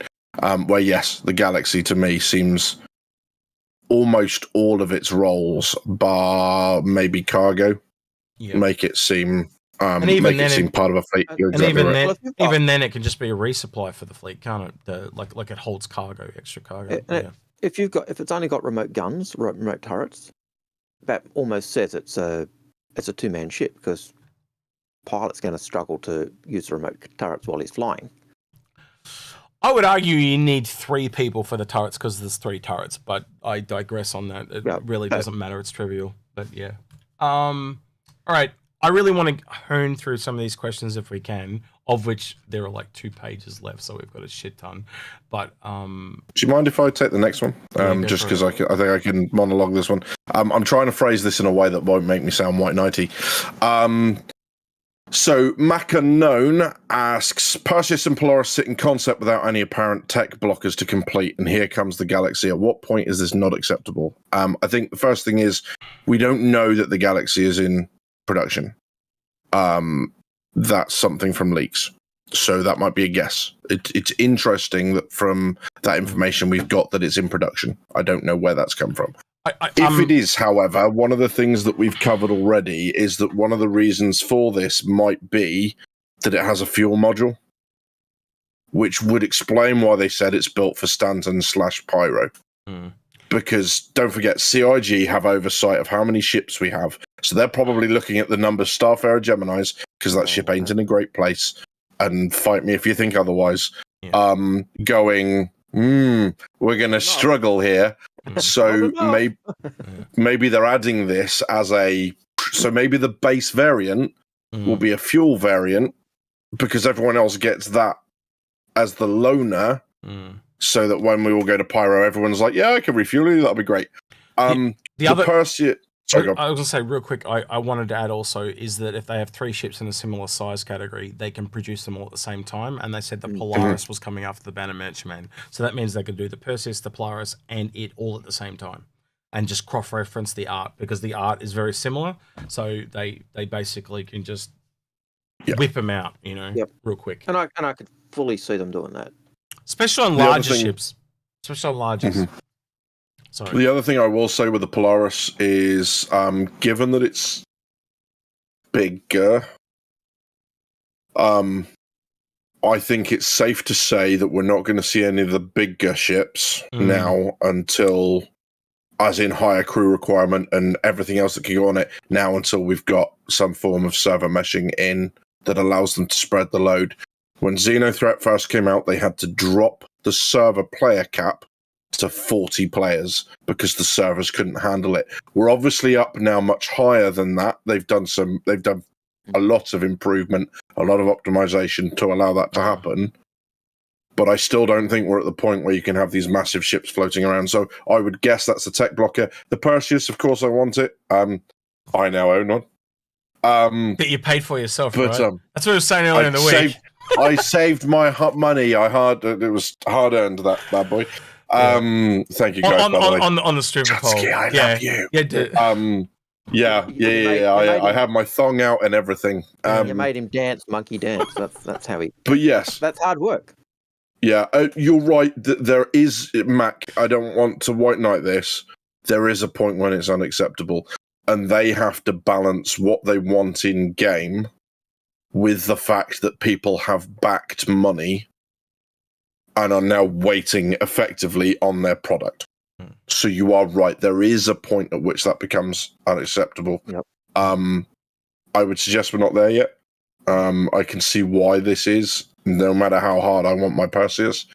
But yeah, I think the Polaris, like the Idris, like the other big ships now, is basically going to be waiting for some form of early dynamic server meshing so they can take the load when one appears and you've got God knows how many crew on it and ships flying off it and all that happening, that they can manage that sort of load. So much for hooning through the questions. That took you 10 minutes. Sorry, mate. All right, so Janice Morris said, will we see a live reaction of today's ISC? Yep, we did that. You can go back and look at it earlier when it dropped. Yeah, I was going to say, when the video finishes and you can watch it back. But I think that was a very early question, knowing us. It's really late. No, it's like a whole page and a half in, so he just must have missed it. That doesn't necessarily mean it's before. Dawn Seller asks, speaking of modules, will there be a medical module for the Carrack alongside the Pisces in medical ship? Yeah, we talked about this before. We dream and hope, and eventually it probably will be. Well, I think they will sell it that way, but is it coming now? Definitely not. I think most likely with the Galaxy coming, no, because having 2 medical things clash like that sounds like a bit of a bad idea. But I'll say no at this point. But in the future, who knows with CIG's marketing? All right. Next question is from Stove S, who asks, question, does this Idris have a weapons package? Is that similar? Doesn't the Idris? Yeah. Wait, so doesn't the Idris have a weapons package that's similar? Again, the wording says weaponry, and it can be interpreted several different ways. I think I'll leave it like that. It's Fizzy asks, Retaliator Gold Pass. Anyway, you just asked the same question you asked earlier. So Samuel asks, wasn't the first ever ship out has whoa, that's so broken English. He's basically asking, was the first Retaliator the first ship with modularity? And I think it I think it probably was. Definitely the first one sold. But the caterpillar came. The caterpillar. Well, actually, the caterpillar's first because that was a Kickstarter, so it has to be the caterpillar that was first. Yeah. So yeah. Originally, didn't every ship kind of have that modularity aspect where they gave them 32 upgrade point type things, and then that's like you're going that's so far back. Way back. I can't remember that. And they ditched that, they ditched that type of thing ages ago. Like anyway, I know the Aurora used to have that, but it's gone. Yeah. So Arjon asked question: could weaponry be a weapon manufacturing facility? Absolutely. We just don't know. Nader Pritz asks, what medbed tier would you think the Galaxy would get to? Well, if it's a proper medical ship, I would say it's like the Apollo and can do all of them. Yep, I'd probably go that far. If it's got less, then what's the point? Yep. Modad asks, I don't know if you already discussed this, but looking at the picture of the Galaxy on top portion is a different color to the bottom. Could the two separate ships like the Caterpillar? Well, that's kind of what I looked at and why. So I'll flick it back over. Just give me a second. That's why I kind of think that could be the module. I don't know. To me, it looks like this. You can see where it means like it looks like it sits like a different ship. You know, see it's got like the wing here. Like you could almost see is that could separate off and fly on its own, and this is the bottom one. It is almost does look like two ships, doesn't it? Oh wow, that would be cool. You could fly modules out and they connect to each other. Holy shit, that would be cool. Not saying that that's what's going to happen, but Badgers, can you imagine that? You know how you were talking before about the thing? What if they are actually two separate ships? Wow. Chat, don't encourage him. Wow. Don't encourage him. Sorry. I get excited. I just love cool ideas like that, but they never ever seem to go that way. But anyway, all right, we'll see. Wait and see. All right, Adrelius Dominus asked question: Does it not like on the top of have a hanger? Man, it looks like. Does it not look like it's got a hanger on the top? That's what he meant. But that's not what he said. No. I know, but I was translating for you because you seem to be having trouble. Oh yeah, my brain goes to shit when it's broken English. That's for sure. All right. No, it doesn't look like it has a hanger. That the hanger they said was a bike level hanger, so that would imply it's kind of like a vehicle hanger. But yeah. But yes, it could look like it's got a hanger, but they've said not a ship hanger. Indicated that it doesn't have a ship hanger. Yep. But yes, it could. Yes. It does look like it, but no. Trevor Nelson asked question: what do you guys think the price would look like for the Galaxy, and would you melt a C2 for one? Okay, we've already answered the first part, but would you melt a C2 for one? I would. Or an upgrade from one might be the better way to put it. They are... Again, it depends. I mean, if you've got a C2, it's cargo, right? Yeah. And the C2 out cargo's the... Yeah. It comes back to personal preference. Yeah. And you can't answer... we can't answer that. So the way we can answer is, would I... That's why I said I would... Because I don't like the C2, right? Mm-hmm. But Algared may love the C2, and Algared may be example. Algared, don't go down that rabbit hole. So say Algared's really into cargo running, he may want a C2, right? But I'm not, right? So you need to look at it, your situation and what you want, and then answer the question that way. Because it's not fair for us to tell you what to do with your shit. Yeah, exactly. Anyway, all right. Donate it to me; they'll be fine. I am taking offers for Badger's address. It'll be auctioned at the end of the... No, stop it. The question would be, is it cheaper than a C2? In which case you could CC. You can't CC to it. If it's more expensive than a C2, then it would want to be a bloody good ship. And then you may CC to it. I'm just really interested to see if they sell the modules with this. Like if they sell it like they sold the Endeavour or stuff like that. Because the other thing could be is they go, it's modular, and they just don't tell us anything about the modules. But they won't do that because then it won't sell. They've done that with ships that they sold, and then they've just gone, oh yeah, it'll come with modules, and then they've retracted what the modules are going to be. And it's I could see them doing what they did with the Endeavour. You know, selling Endeavour Hope, selling Endeavour Discovery. I agree with you. You said that 4 times, but I do agree with you. It makes the most sense for it to get to that price point, like that, you know, $500 to $700 price point is where they seem to want to have that one big ship at the sale. The only thing that seems to make logical sense to me is that they need to have multiple modules in a pack to get there. Yeah, but I don't think that I think they'd avoid, if they could, selling the modules individually, because people will just buy the ship and the module they want and go, yep. And they won't make as much money as they could. Yep. Naked Truth Gaming, just PM it to me, dude, on Discord, if you don't mind. So next Earl says, yep, go for it. I don't have any question. Just wanted to see how Badgers felt about the Perseus and Connie baby. There you go. Kyle Wingate. There's an image you'll never get out of your head. Yeah, go for it. Kyle Wingate says, can you mix credit and new cash and get the cash price of the ship? No. No. Wait, no, so cash price. Yes, you can. Cash price is talking about new cash, isn't it? Yeah, you're right. Yep. Yeah. So, no, you can't. Cash price is generally war bond price, and you've got to do all cash to get that price. Otherwise, you just pay the credit price. I'm trying to remember Kyle's other name, but it's like only Indian or something like that. Indian Feather. That is you, Kyle, isn't it? Indian Feather is Kyle. I'm pretty sure. If he's still here, just let me know in chat. But I'm pretty sure Kyle Wintergate is Indian Feather from memory. But nice to see you again, man. Yep. And Eze says, what do you think will be the largest impact of a cargo refactor on ship design and reworks? I have opinions. Well, thank you for telling us you have opinions, Eze.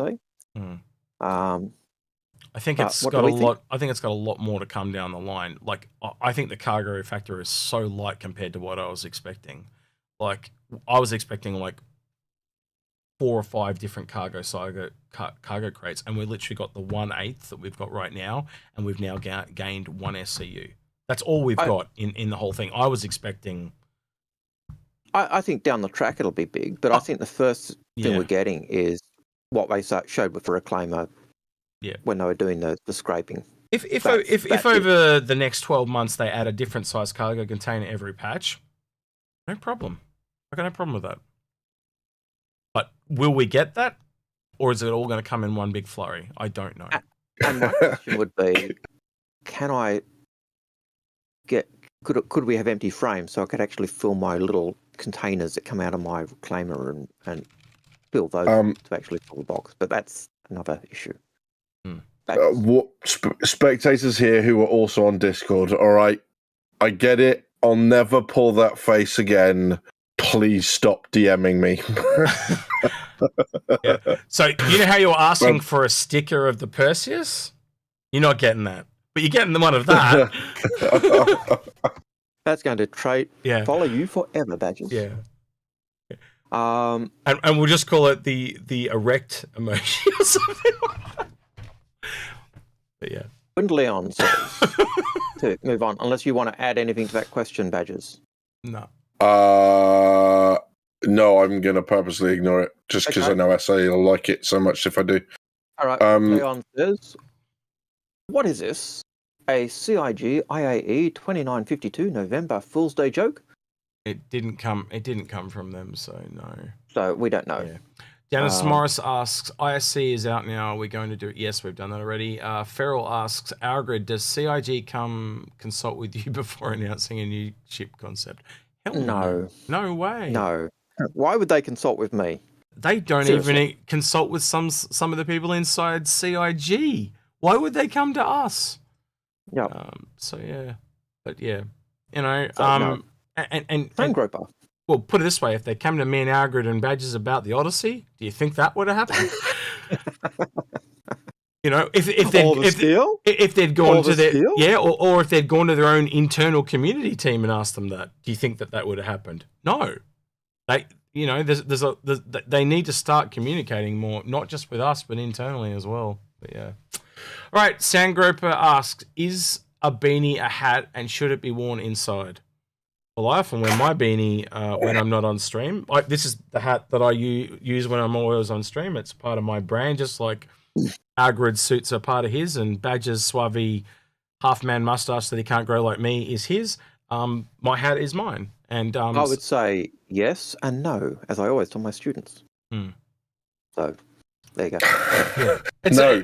No, this isn't the half-man mustache that I can only grow. It's because my nurse, who I don't have, doesn't keep taking away my razor blades. When your beard gets like this, we will then have a discussion. Your beard is like that. 'Cause You're like one of those little. anything sharp. You're like one of those little kids that can only grow pubes on their face. Not the a full man correct beard. answer to that, Sangroper, is that the only things that you should wear on your head inside are headphones and your glasses, and all your glasses. It is uncouth and uncultured to wear headgear inside. Do not do it. Well, we already knew execute was uncouth, so Yeah. I'll go backwards now just to piss you off even more. Right. No, because now you just like you look like that dude who never stopped trying to be a skater boy. Just Skater boy. All right. Face Kitten asks question. What do you guys think about the cutter now that has been confirmed by a leak? leaks. I don't know. funny that the Galaxy's completely stopped chat about the cutter. Yeah, pretty much. Well, people talk about what's the latest, hottest, greatest thing, and it just kind of proves that point, doesn't it? But I think we were talking before at the beginning. You know, I think before we streamed about the cutter and. Phased, if I could ask you for the sake of my sanity, the answer to that question lies in the stream that we did this time last week. Please, for the love of all that is holy, do not make me sit through another conversation about the cutter. I can't take it. Because he's I'm not playing this game anymore. He's sick of me talking about it because I am like it's probably I'm really excited for it, obviously, because of the Reclaimer is my favorite ship, and I just still think it's got some association with that. So I'm talking about it, and he's getting stressed already. That's what this is all about. Because I am on a different place. I am kind of hyped for that ship. So we'll stop talking about it. Fuck's sake. For badge of sanity. But the fact that you broke him, congrats. If I could give you some kind of present, you would get one. You need to make that a short. For like 1 minute. Short for Phase Kitten. Yeah, that's the reward. All right, 11th question: could the weapon module be for rearming? That would fit industrial. Yes, it would. And I think you're like the third or fourth person to ask that. But that's the nature when questions are coming and we answer them. Yeah, so they're just a little too bit. It can be they're too vague and you can take it either way. So the problem is, could it be this? Could it be that? Could it be that? Yes, it could be everything, and that's the problem. Until we get more of an official grounding on what things are, because as I said, let's just take that weapon module. It could be an armory. It could literally be a full-on freaking laser turret thing that sticks out the top of the ship off the module. We just don't know. What are you meowing at? Yep. All right. Sangroper asks, did anyone think it was weird we didn't get any sneak peeks at next week's IAE? I would have thought at the last minute or two we would have seen something about it, not just a single talks line. Well, the generally what you'll find is that Drake Day and RSI Day line up with each other, and they will. What I mean by line up is they line up on RSC. You're gonna scratch me. You can get down. So you'll find that that's where you'll get the information is on those 2 days. The ISC will be about Drake, and then the second ISC will be about RSI. And you'll probably find that they'll have a hint about the medical Pisces in one of those two. Yep, pretty much. Yep. All right, next question. Just so you know, X, we are 11:15. Yeah, I know. That's what happens every time. So I'm just pointing out that we were talking, we'd do that. Do you minute silence at 11. Shit, 11:15. All right, well, you remind me when it's like 5 minutes before. Yep. All right. Behart asks, sorry if this has been asked, but what do you think about the top part of the galaxy with the bridge being detachable like a source of separation? I think we've kind of covered that. And I think it sounds wonderful. And Execute went droolable. Yeah. And we went... Put it this way, if it does that, I have to buy one. Look, it's that cool. If it does do that, I think they would sell they would make 100 million this year easy. Especially if it's like a fleet ship and you can fly the module out to like the modules that like a separatable flyable thing. And that's why it doesn't have a snub. Because the module is the whole snub. But that would be like, wow, just wow. Because the other thing is Algared, it makes the modules cost more because they're essentially their own ship. Oh, Badges is hating this, so we better move on. Ashura asked question: now that the Galaxy is coming, what should we expect from the new Polaris as it's going back into reconcept? I think the Polaris is a different beast because it rotates around that hangar. And it's a warship. Yeah. Badges, completely different ship for you. Yeah. Yeah. Not comparable, really.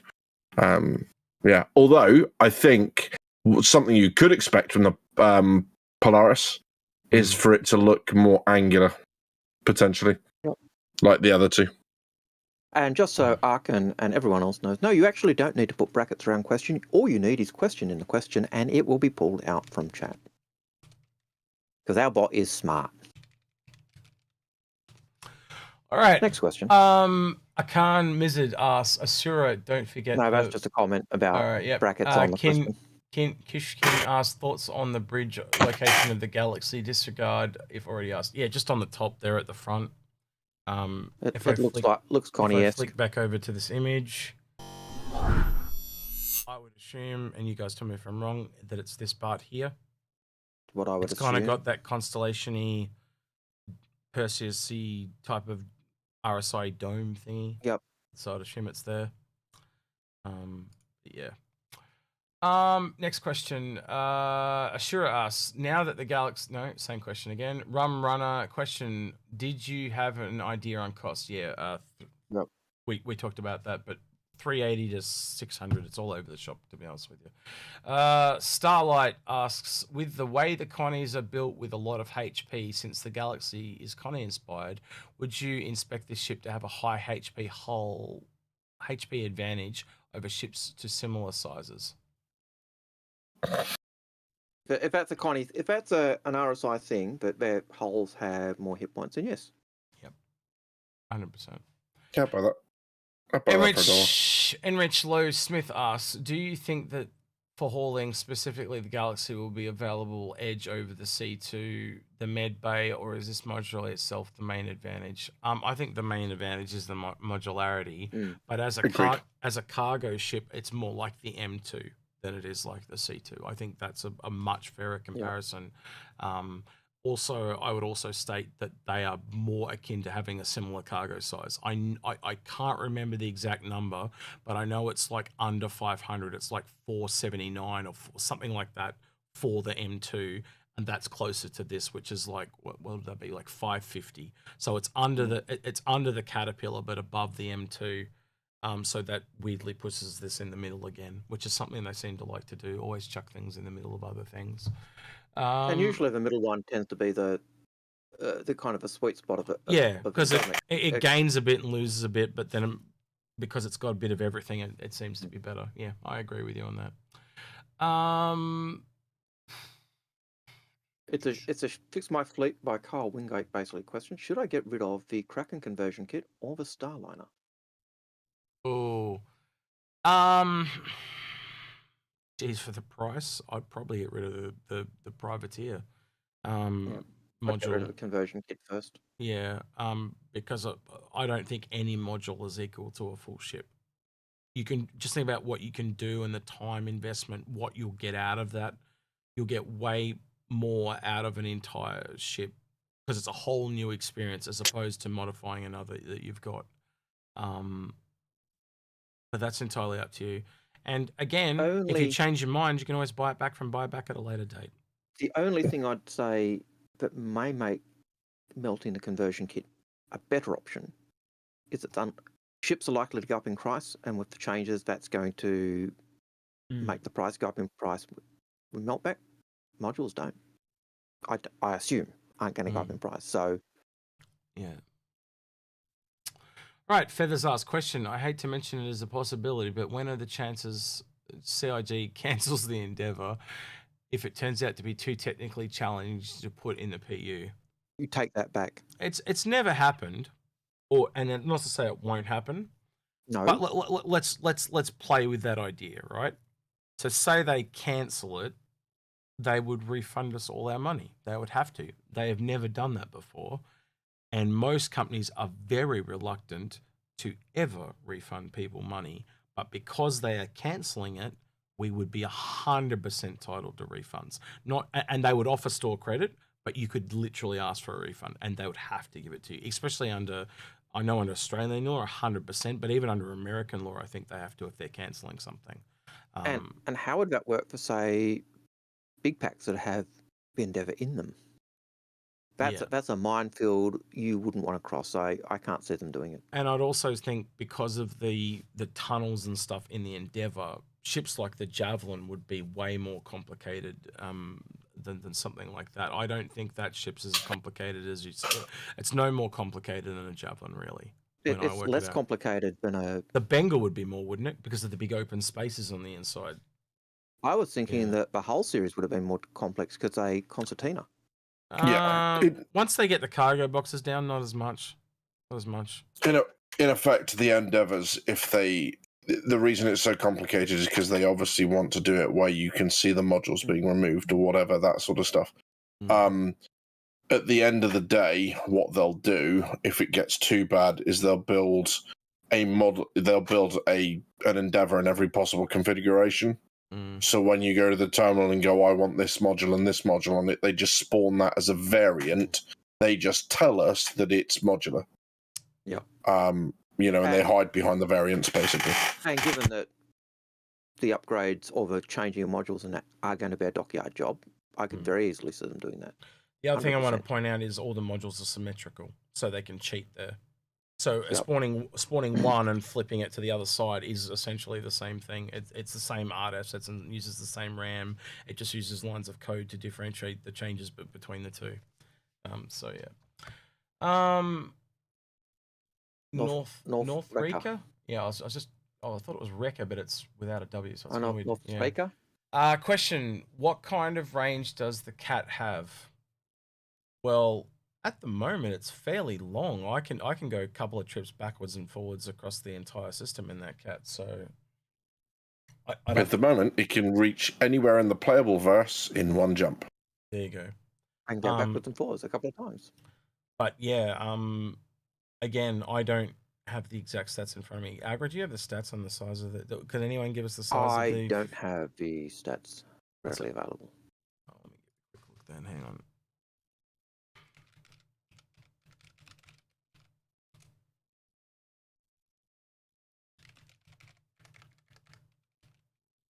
And I got a band-aid on my finger, and it's too damn fat. Fat finger syndrome. Yep. All right, let's have a quick look here. We are looking for radar. We are looking for propulsion and thrusters. We have fuel tank. One size 3, so it's got a large and a small. So the small will be on the cab. Yeah, I'd agree with that. And the large will be on the thing. And let's compare it to, say, something like the Carrack that we know is an Explorer. So, no, it's not going to let me do that. I'll do it this way then. And Carrack. And I spelled it wrong. There we go. Just as an example, we go to propulsion and thrusters. So this has 2 large. So not as far reaching as a Carrack, but I would say Carrack would have to be out there in terms of one of the longest ships in the game. So I'd still say it's pretty damn far. And what's the other ship? Let's do just lastly, real quick, let's do the 600i. Because I think that's a fair comparison with what we've been talking about today. Medium fuel tank. 3 medium. Wait, sorry, 2 medium. Intake. 2 medium. 3 medium intakes and 2 medium. Yeah, and as we said, roughly 3 of the smaller is equal to one large. 1 above. So yeah, so 2 mediums is 2/3 of large. So that means the cat's probably got further range than that, and whatever the Galaxy ends up having as well, that kind of shows you that. But yeah, and that would put it, if it's got 2, you're probably looking somewhere in the middle. So, but yeah, and we're at 5.2 by the way. Yep. All right. remind me as we get closer. Sorry, Walkabout asked question. You think if you are pirated while moving into coupled mode, will the ship continue to move in the direction it was traveling in when it suffers a soft death? Now they actually, I think when you get out of the seat now, the ships just stop. They don't do that anymore. So I'd have to agree with what Badges is doing this, and I would agree with him. I think they just stop. So yeah. With soft stuff, you go and blow up all your cargo individually, and wait, then self-destruct. Wait, I'm going to do Badges.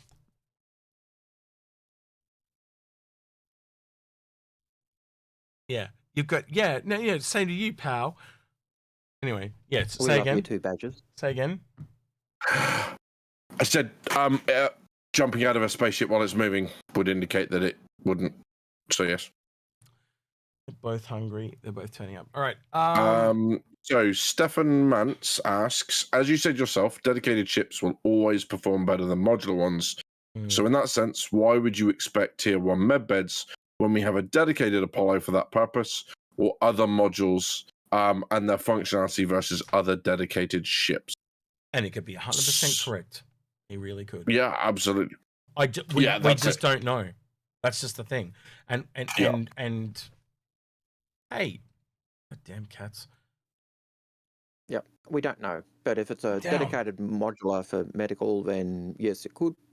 It seems logical, but it could be equally the complete opposite. I suppose it depends on your definition of performs better. So, what about the ship that can unleash the size 12 rail guns, but it's only got 2 rounds per railgun? Does that perform better than when we get the battleships and they can do other things? So yeah, I think perform better with the galaxies and a medical. I would expect that to be the large medical right now. I don't think it's because it's going to be some very specialized play to have a large medical, especially given how long, or how quick it is to jump into a bed, get healed, move on again. So, good point. It could be that way round, but it also could be that medical module gives them far more supplies so that they're able to act as a fleet medical ship. Rum Runner asks, did I miss you theory crafting the war at home at the Drake Pavilion? No, you didn't, because we haven't done that. We didn't do that. So we have 2 minutes to go. Yes, so we won't be doing it now. Yeah. The 11th hour on the 11th month. Has anyone asked Badges the troll question of, is the RSI Galaxy and RSI Perseus Killer more multi-role and big guns and possibly a similar price? No, but they're welcome to. Yeah. On the 11th hour of 11th, on the 11th minute of 11th hour of 11th month, the guns fell silent at the end of World War I. And as we draw closer to that, we're going to do a minute's silence. Yeah, I'm pulling up a video here in Australia as they're doing the remembrance thing. Actually, I might just flick it over now. You guys can watch along. But I've muted it just for now. I have no idea who's talking, by the way, but yeah. So we've got 2 minutes. All right, so we can probably do a couple more questions before we've got to... Yeah. Sangropa asks, we had the Polaris reconcept short period on the progress tracker a year or 2 ago. Do you think that bit of work led to the creation of the Galaxy, as this was more appropriate to add Pyros release versus Polaris? Possibly. Like I said, my expectation is that the Polaris is hidden behind the requirement for more capacity in the servers than we can get out of them at the minute. Yeah, I also think I'm trying to think of another ship that's really good. Well, I guess it's also they did build out the size 9 torpedoes for it. Yeah, I don't know. I still come back to the conclusion it's more of they're waiting for that. For that. All right. No, guys, this is Remembrance Day. Yeah, so let's listen.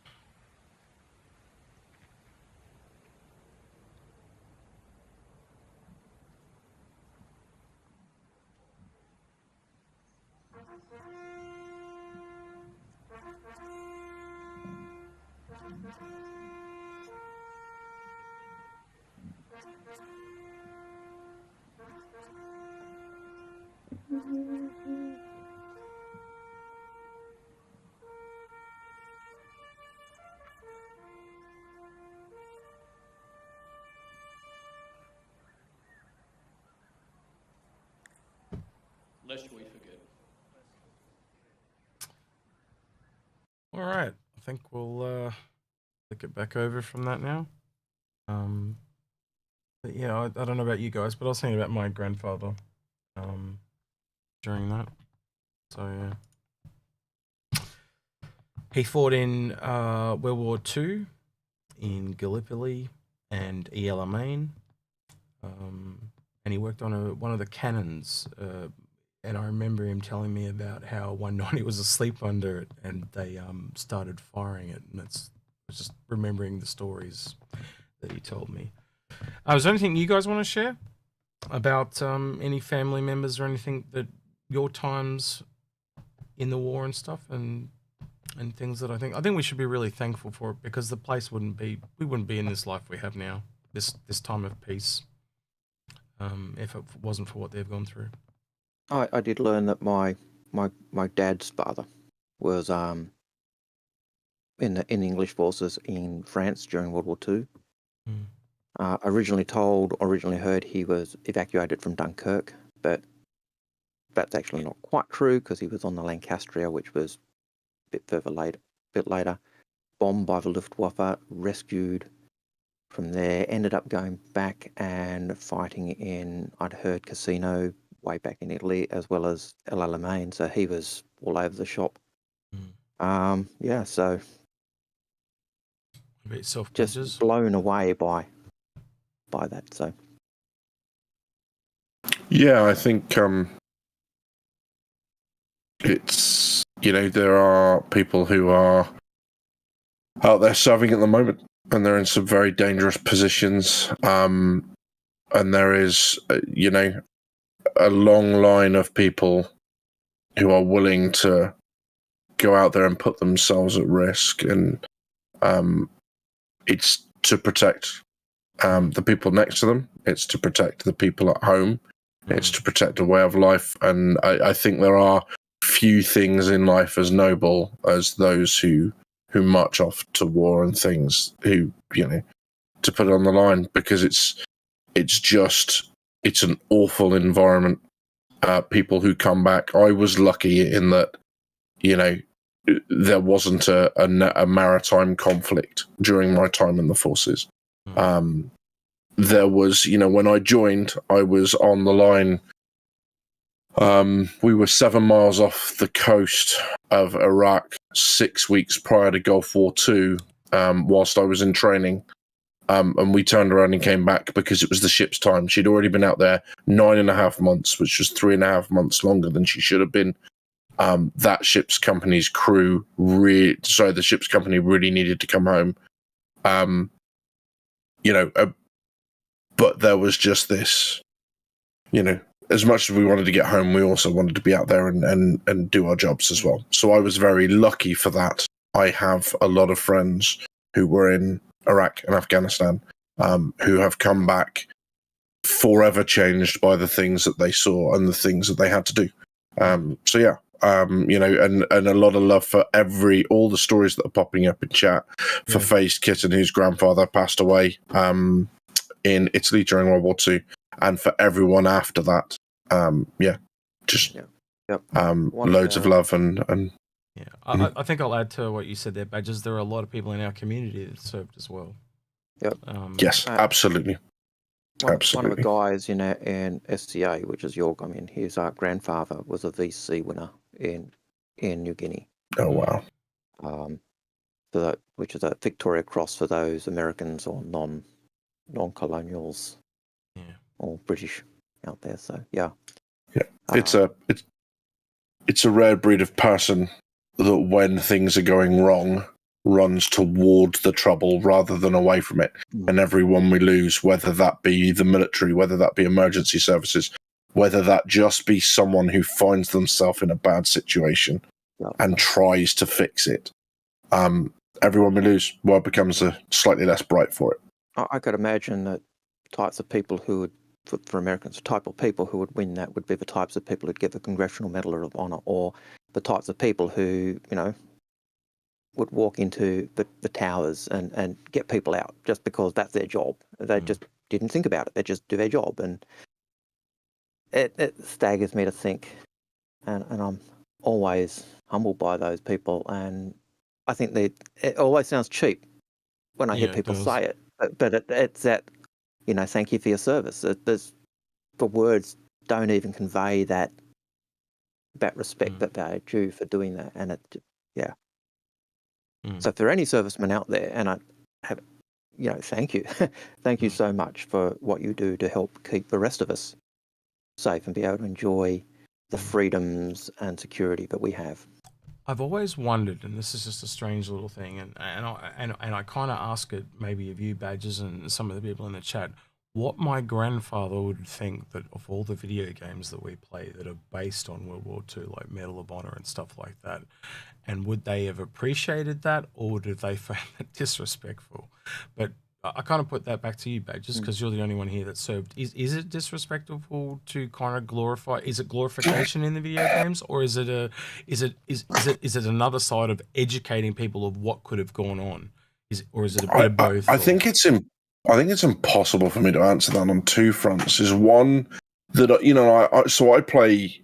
My first thought was as you were talking. My first thought was, maybe not when people who are still serving and still suffering the effects of it.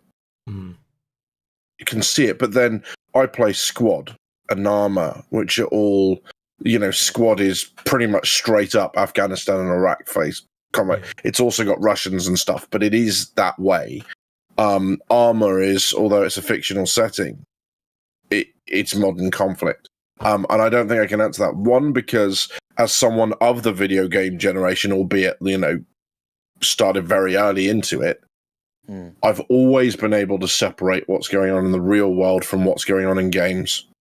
Like that, if anyone remembers when Modern Warfare came out, there was this huge hurrah because one of the missions as a Russian, or as a guy trying to infiltrate a group of Russians, you walk through an airport. And you with a machine gun, and you do bad things to people. I don't want to say too much because I don't want to demonetize the stream, and YouTube goes, Rah! But everyone remembers that that happens. The other thing is as well is that I wasn't in the Falklands. I didn't come under the only place I ever got shot at, and it wasn't really shot at, was Northern Ireland of all places. I've been to the Philippines, like I say, Gulf War, 8 weeks before, off the line. And the only place that they got shut out was Northern Ireland during the Orange Marches, and I'm not convinced they were firing at us. They were just firing into the air, but Tracer went over the top of us. Yeah, so I think there's kind of benefits to both, because some people can see it as glorified, but I think it's just a different way of telling a story too. And I think it that's it. As opposed to just hearing a story and trying to imagine it, if it's in a game, you can visualize it and you can take it in, and even if it's only remotely like not exactly what they went through, you at least go, holy shit, if this was anything remotely like it, like, whoa, that's too much. Yeah, and I'm just reading in there, someone said, Michael Weaver said that his grandfather hated that when people glorified or relived World War II, and I think it's going to be a deeply personal thing. What I do think the medium of games does for us, in a way that even things like, think of extremely visceral games or films, Fury, that beach scene in Saving Private Ryan, the storming the beach. The first time I watched that, I swear it was 5 times longer than it is now. And it was just the horror of watching that just made it feel so much longer as a scene. What games do is they put you in it and you're the character. So until I played, some of the more recent games, Hell Let Loose on D-Day, for example, some of the more advanced games, you never had an idea of the threat. Like, you could appreciate that it was awful, But you never looked at that beach, I don't think, in the film, unless you were already military, thinking about, well, look how little cover there is. Look how flat that is. That's just ridiculous. How would I get off that beach? Like, how would I even make it to the dune without dying? Whereas you're forced to think like that in games because that's your task. So, yeah, like you say, they're living it. I don't know whether they'd approve, but you know, I do like the games like Battlefield 1, where it had all the stories on it, because the other thing that did is it humanized. And I think someone said it in chat about, I think Face Kitten said about respecting your enemy as well as respecting your comrades. That's another part of it. It wasn't just, you know, one side of war. There are two sides to war. So, you know, I think we live in an era now where we prefer not to go to war, right? And one thing I've always said is it's a common thing said, actually. My mum used to say it to me a lot, is history is written by the victor. And I'm not, this is not me trying to give sympathy to both sides or anything like that. It's just trying to say there is an understanding where there was just a sheer number of lives lost here. And if you imagine if, like, say World War II had never occurred, the population of the Earth would be drastically larger than it is now. To give an example, 50 grandchildren came out of my grandparents. So that just shows you how two people turned into 50. So if you can imagine the millions of lives lost, how many million more would there be here today? So, yeah. You know, one of a couple of things, there's some ways that it's dealt with so respectfully.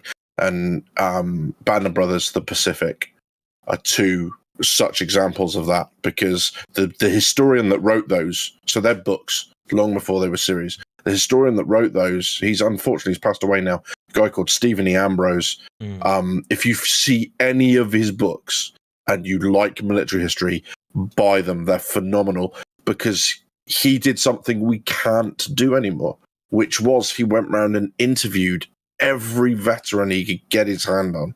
And I think his son's now kind of taken over, but he just has rooms full of dictated notes or dictation from, you know, the interviews that he had. And that's where all of his history, you don't just read about the Battle of the Bulge and, you know, the Battle of Bastogne and the problems the airborne there had.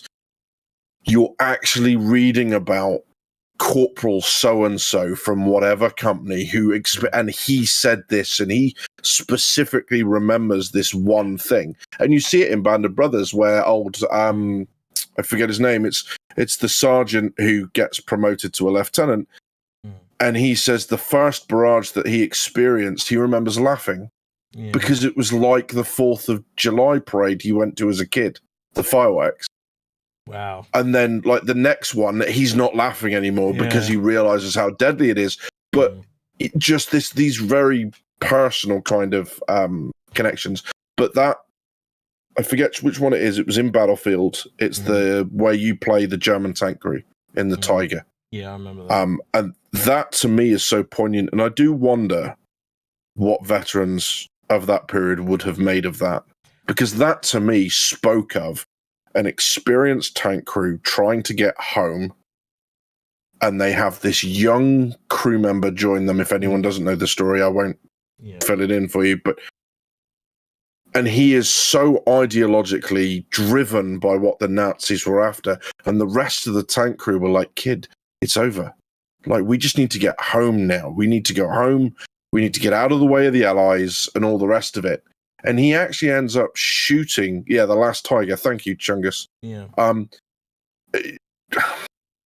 I've kind of said it now. Guys, mute. If you don't want to know what it is, you want to find out for yourself, mute. Yeah. Mute. 3, 2, 1. He actually ends up shooting one of the crew who tried to get away, because he's like, no, you're a coward. Fight for the Nazis. And it's like, you know, I feel like there's a lot of that there at the moment. We've got a lot of young, ideologically driven people who won't listen to experience.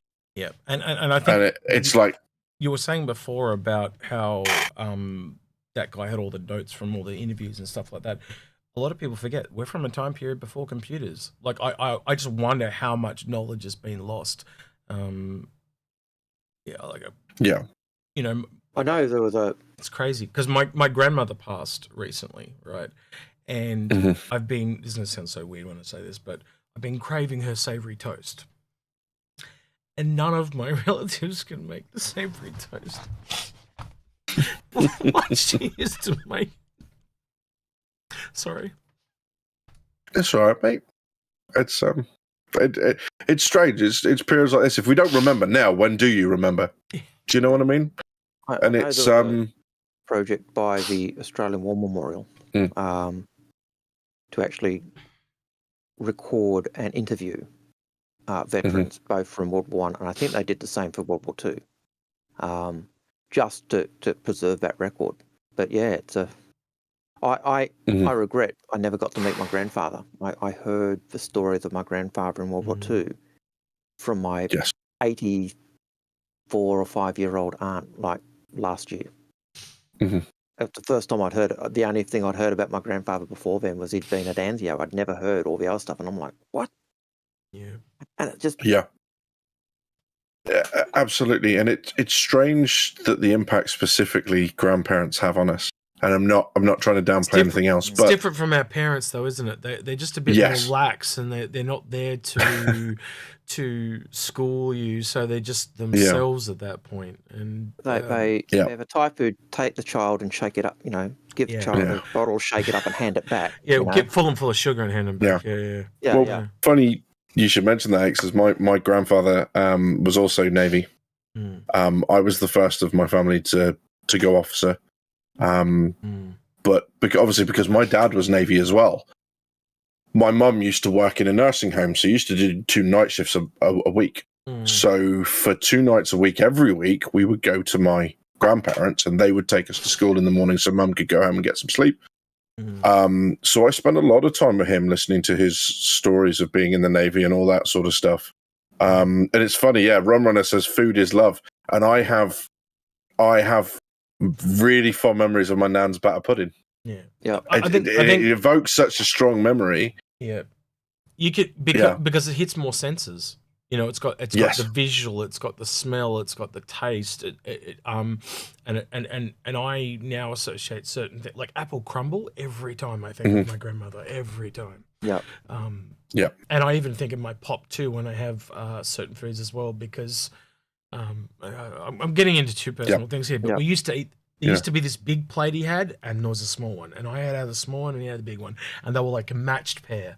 And I just remember sitting there eating with him all the time when I was a kid. But they used to.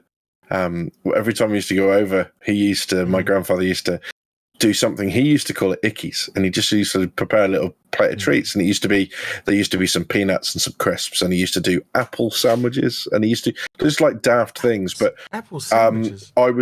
I was at the Naval College, and I was in my senior term, passing out in maybe 3 months, and I got one of us would play like the officer of the day. So we'd be taken out of instruction. We'd go around and do roles for the college, right? And they used to call them the ADCO. So the ADCO came in and said, "I need you." And my grandpa's stomach cancer had, and unfortunately, he didn't make it to long enough to see me graduate. So that was quite an impact. But you know, he was cremated with. I was a midshipman at the time, so midshipman's a black flash, has a white strip at the top with a gold badge on it. He was cremated with that in his pocket. They put that in his like pajama pocket when they took him to be cremated. And every time I was promoted since, I left one of my rank slides on his gravestone. So, you know, it's strange the things we do to remember, but it's like people say, there's no shame in remembering, and there's no shame in showing it you're upset because you miss someone. You know, so I'm just glad you feel like you can share X, and it's, you know, a good environment to be in. I'm actually quite an open person, believe it or not. And I do get quite emotional. It's just that being on a YouTube channel and we talk about a game like this, it's just not something that we talk about. And one of the I'm thinking of Essay, and some of the stuff I've talked about with him, and a lot of the military stuff that I've seen, not just you go through, but a lot of the other guys too. I couldn't do it. No, I know when Osiris talked about things he did at times, I couldn't do it. That story of him and that guy that got shot. I don't know if Osiris will mind me telling this, but the visual of him.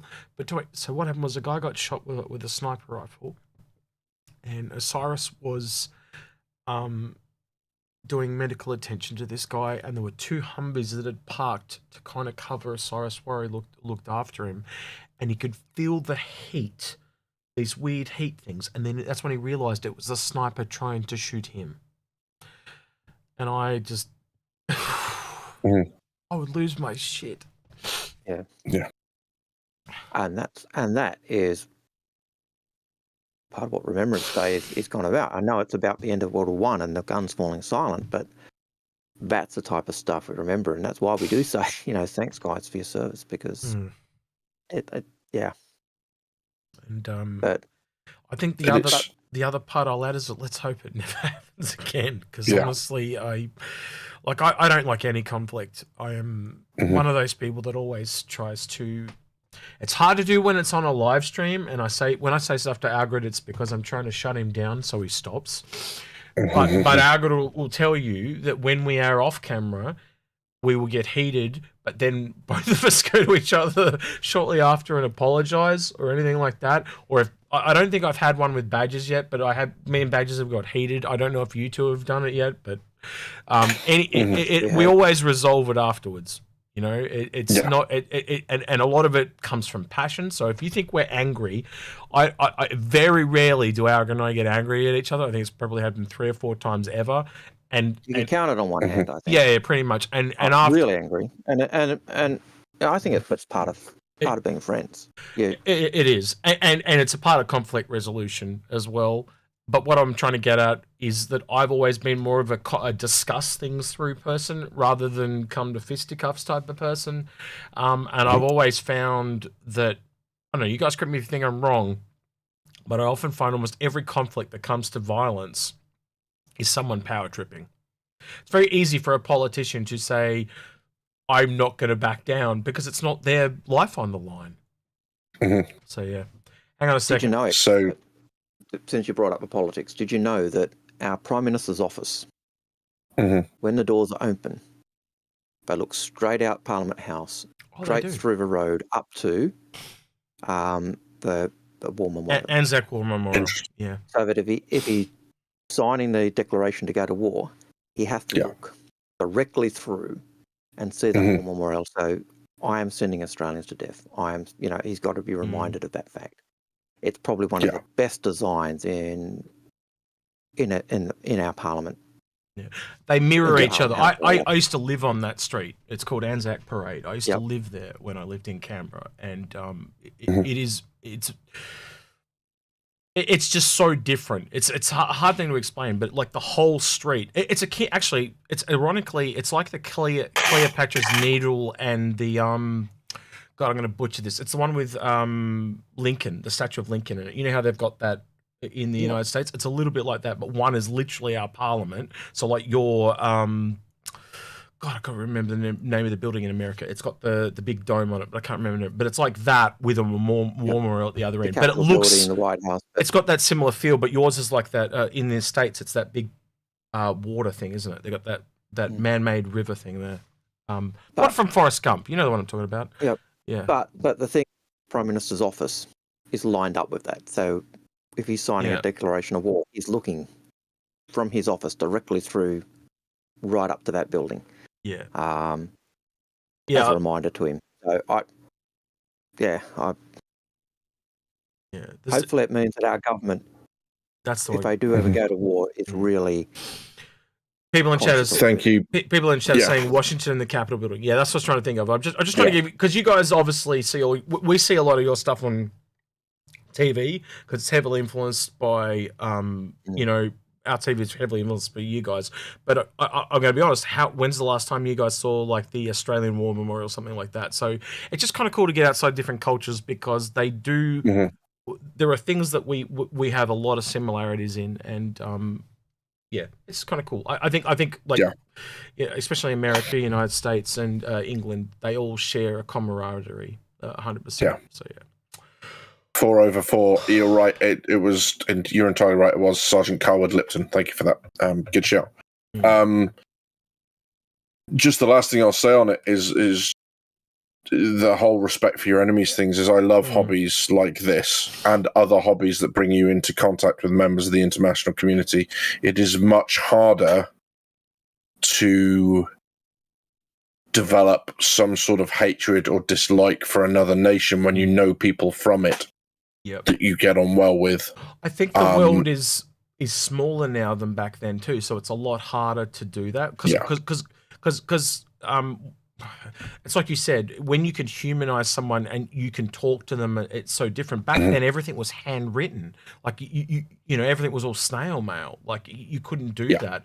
Out of sight, out of mind. It's such a big thing. We see it with big companies all the time. They do everything by email, and they've just lost that personal touch. It's the same thing, but on a worse scale. Let's be honest. We went to lay a wreath at the Menin Gate in Ypres, which is in Belgium, and the Ypres salient, Ypres is spelled Y-P-R-E-S. It's like Ypres, but it's Ypres. We went to lay a wreath. The Ypres salient lost hundreds of thousands of people. We went to one of the gates there. I have a rare last name in the UK. The only other person outside of my family I know that has this rare last name is a movie star. And I found 8 different. So your last name is my last name on there. Your last name's Star, right? Ringo Starr. You're related to Ringo Starr. Yeah. My last name is Pitt. Yeah. Well, obvious family resemblance, no? Yeah. But when we were in Ypres, we visited various cemeteries, and we went to a German one. And what struck me about the German cemetery was that it was just as well kept, well maintained as every other cemetery. But the striking difference, and I guess the cost of losing, is that when you go to the British cemeteries, the British cemeteries, there are archetypal gravestones. When you go, to the American ones, they are crosses, stone crosses. When you go to the German ones, they are black marble plaques set into the grass. So they don't stand proud. You stand over them and look down. And rather than one name on each of them, they have 2. Now, obviously, during the war, they weren't able to identify everyone. So they had large numbers of people they couldn't identify. So what you will find in the Allied cemeteries is you'll see 1 unnamed soldier of the Great War, 2 unnamed soldiers of the Great War, up to 10, marked by a single gravestone. Well, I know enough German to know that 19 is 19. And I walked up to a gravestone, and it basically said 19 unnamed soldiers of the Great War twice. And that is the point in all of these cemeteries where my legs gave way and I just bawled my eyes out. Because the idea of 38 people being commemorated by a single plaque like that was just it's a bit of a shock, right? It's quite a thing to kind of to observe, and I think that's why I say with the respect your enemies, they've paid, they gave their lives. What more do we want from them? So once it's over, that's it, done. And you treat them, if you capture people, whatever, you treat them with respect. And the Germans did this as well. Rommel, during the Second World War, had so many Allied troops captured in North Africa that he actually cut his own troops' water ration so that Allied soldiers weren't dying of thirst. And that is, you're reducing your ability, your troops' own, your troops' ability to fight, in effect, to make sure that your prisoners don't go, don't die of dehydration. it's that sort of thing. You know, yeah. You Sorry, I don't know where I was going with that. It's an interesting memory that came no. to the fore as we were talking. I remember, like, I watched a lot of documentaries and stuff, and I remember one about a British pilot trying to get home, and the plane was so, like, barely holding in the air, and there was a German guy that came up behind him, and he kind of did the whole tilt wing thing to let him know he wasn't going to shoot him down, because this guy was panicking. He was like trying to, you know, like, and anyway, he guided him all the way home through a bunch of flak guns and a bunch of stuff like that, so they didn't shoot him, and let him go home. Sounds like And years later, they actually ended up meeting each other, and they're now friends. Yeah. And I found that. Well, we're friends. I think they're now both passed, but yeah. Yeah. But at the time, it was just really interesting to see. It took like another 30 years before they met each other again. The German pilot had moved to Canada and was living in Canada. Yeah. I can't remember the band, but they made, if you look up No Bullets Fly, there is a heavy metal band that does the World War II type stuff, and they actually tell that story of that situation. It was a bomber that had been pretty shot up. They had no guns left, and he basically guided them home through their flak, through, you know, and then flew back. And yeah, it's one of those shivers down the spine just thinking about that story, and just the cost and the risk that he took to do that to those guys. But yeah, absolutely. Sorry, go on. I just want to ask real quick, because normally by now we've logged off because you normally go to bed. Do you want to push through for another 27 minutes and we'll join up with Paul, or do you want to head off? It's up to you. I'll leave it to you, because I can easily talk about this for another 27 minutes.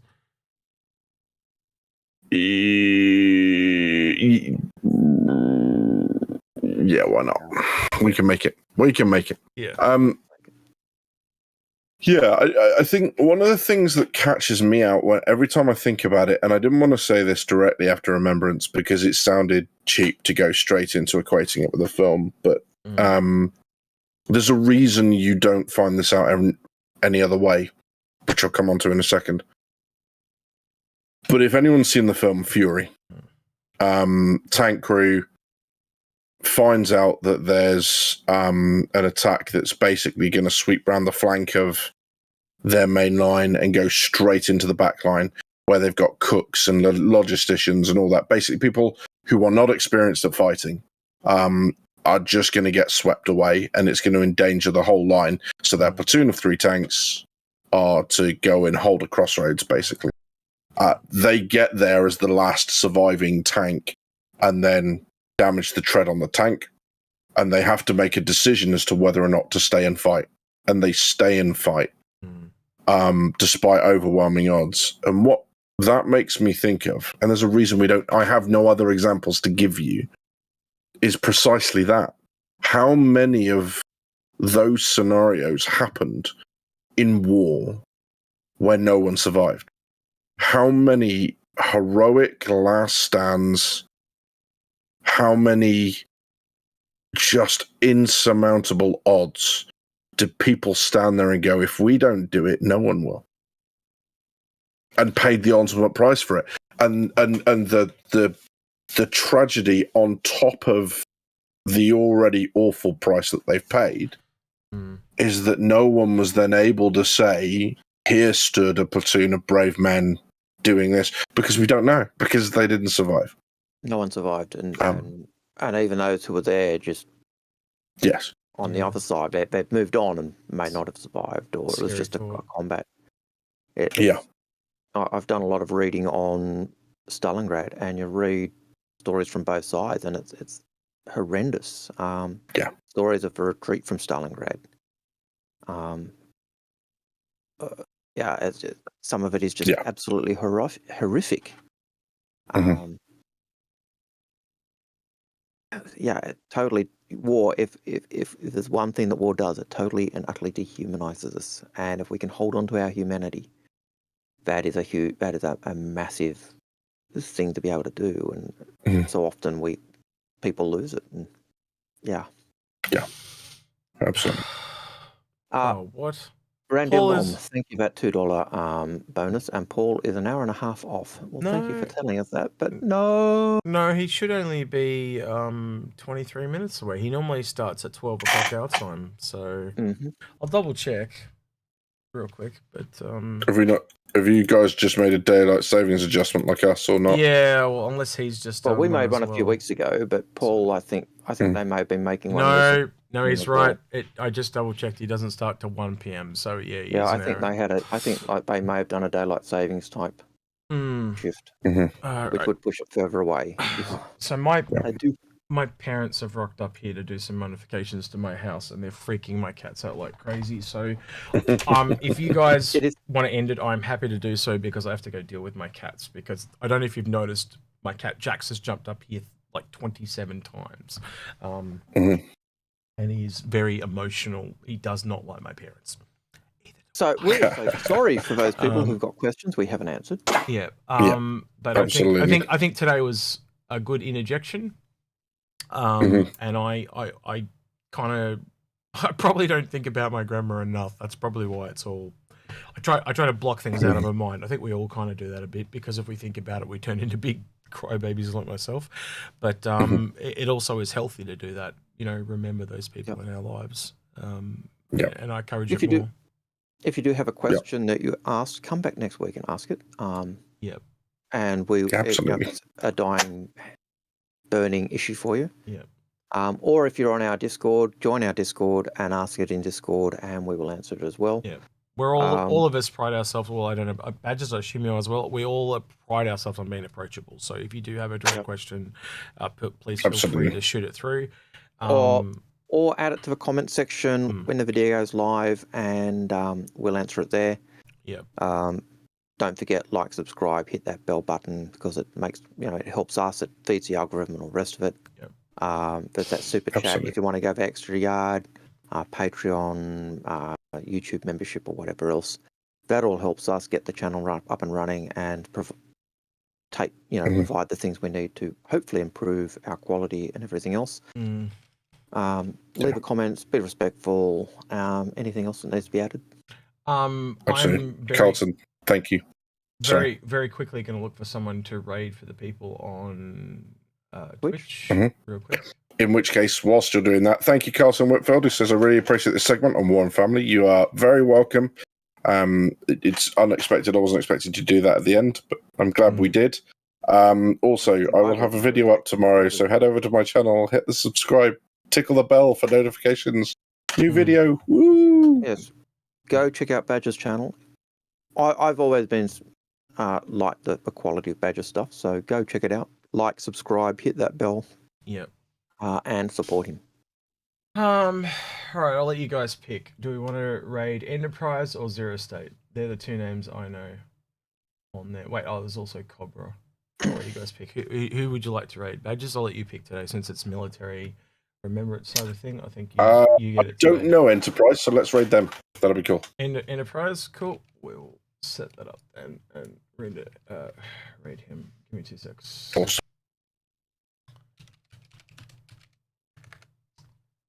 Enterprise with an underscore, I believe is how we do it. That looks correct. Let's see if it works. Still getting new to this Twitch stuff. All right, so that's working. Cool. So hey, say hello to Enterprise. I haven't talked to Enterprise in a while, actually. It's been a while. Last stuff I had to do with him was when we were doing that video with Grim. Getting stuff on a ship. So everyone on Twitch, thanks for joining us. He's been Algared. He's been Badges. I've been Execute. So guys on Twitch, catch you later. Take care. And Twitch are gone. Take it easy, Twitch. Right. As for the rest of you, thank you for joining us. I hope you had a great day. And for you guys that are doing Remembrance Day tomorrow, I hope this was a good precursor to that. And yeah, thank you for joining us. And thank you for allowing us to go a little bit off topic, because I think we are always hesitant to go off topic here, because it is a Star Citizen channel. But yeah, thank you for allowing us to do so. Yep. All right. With that, we'll catch you in the next one. He's been Badges. He's been Algared. I've been Execute. He's been Execute. Catch you in the next one. Take it easy, guys.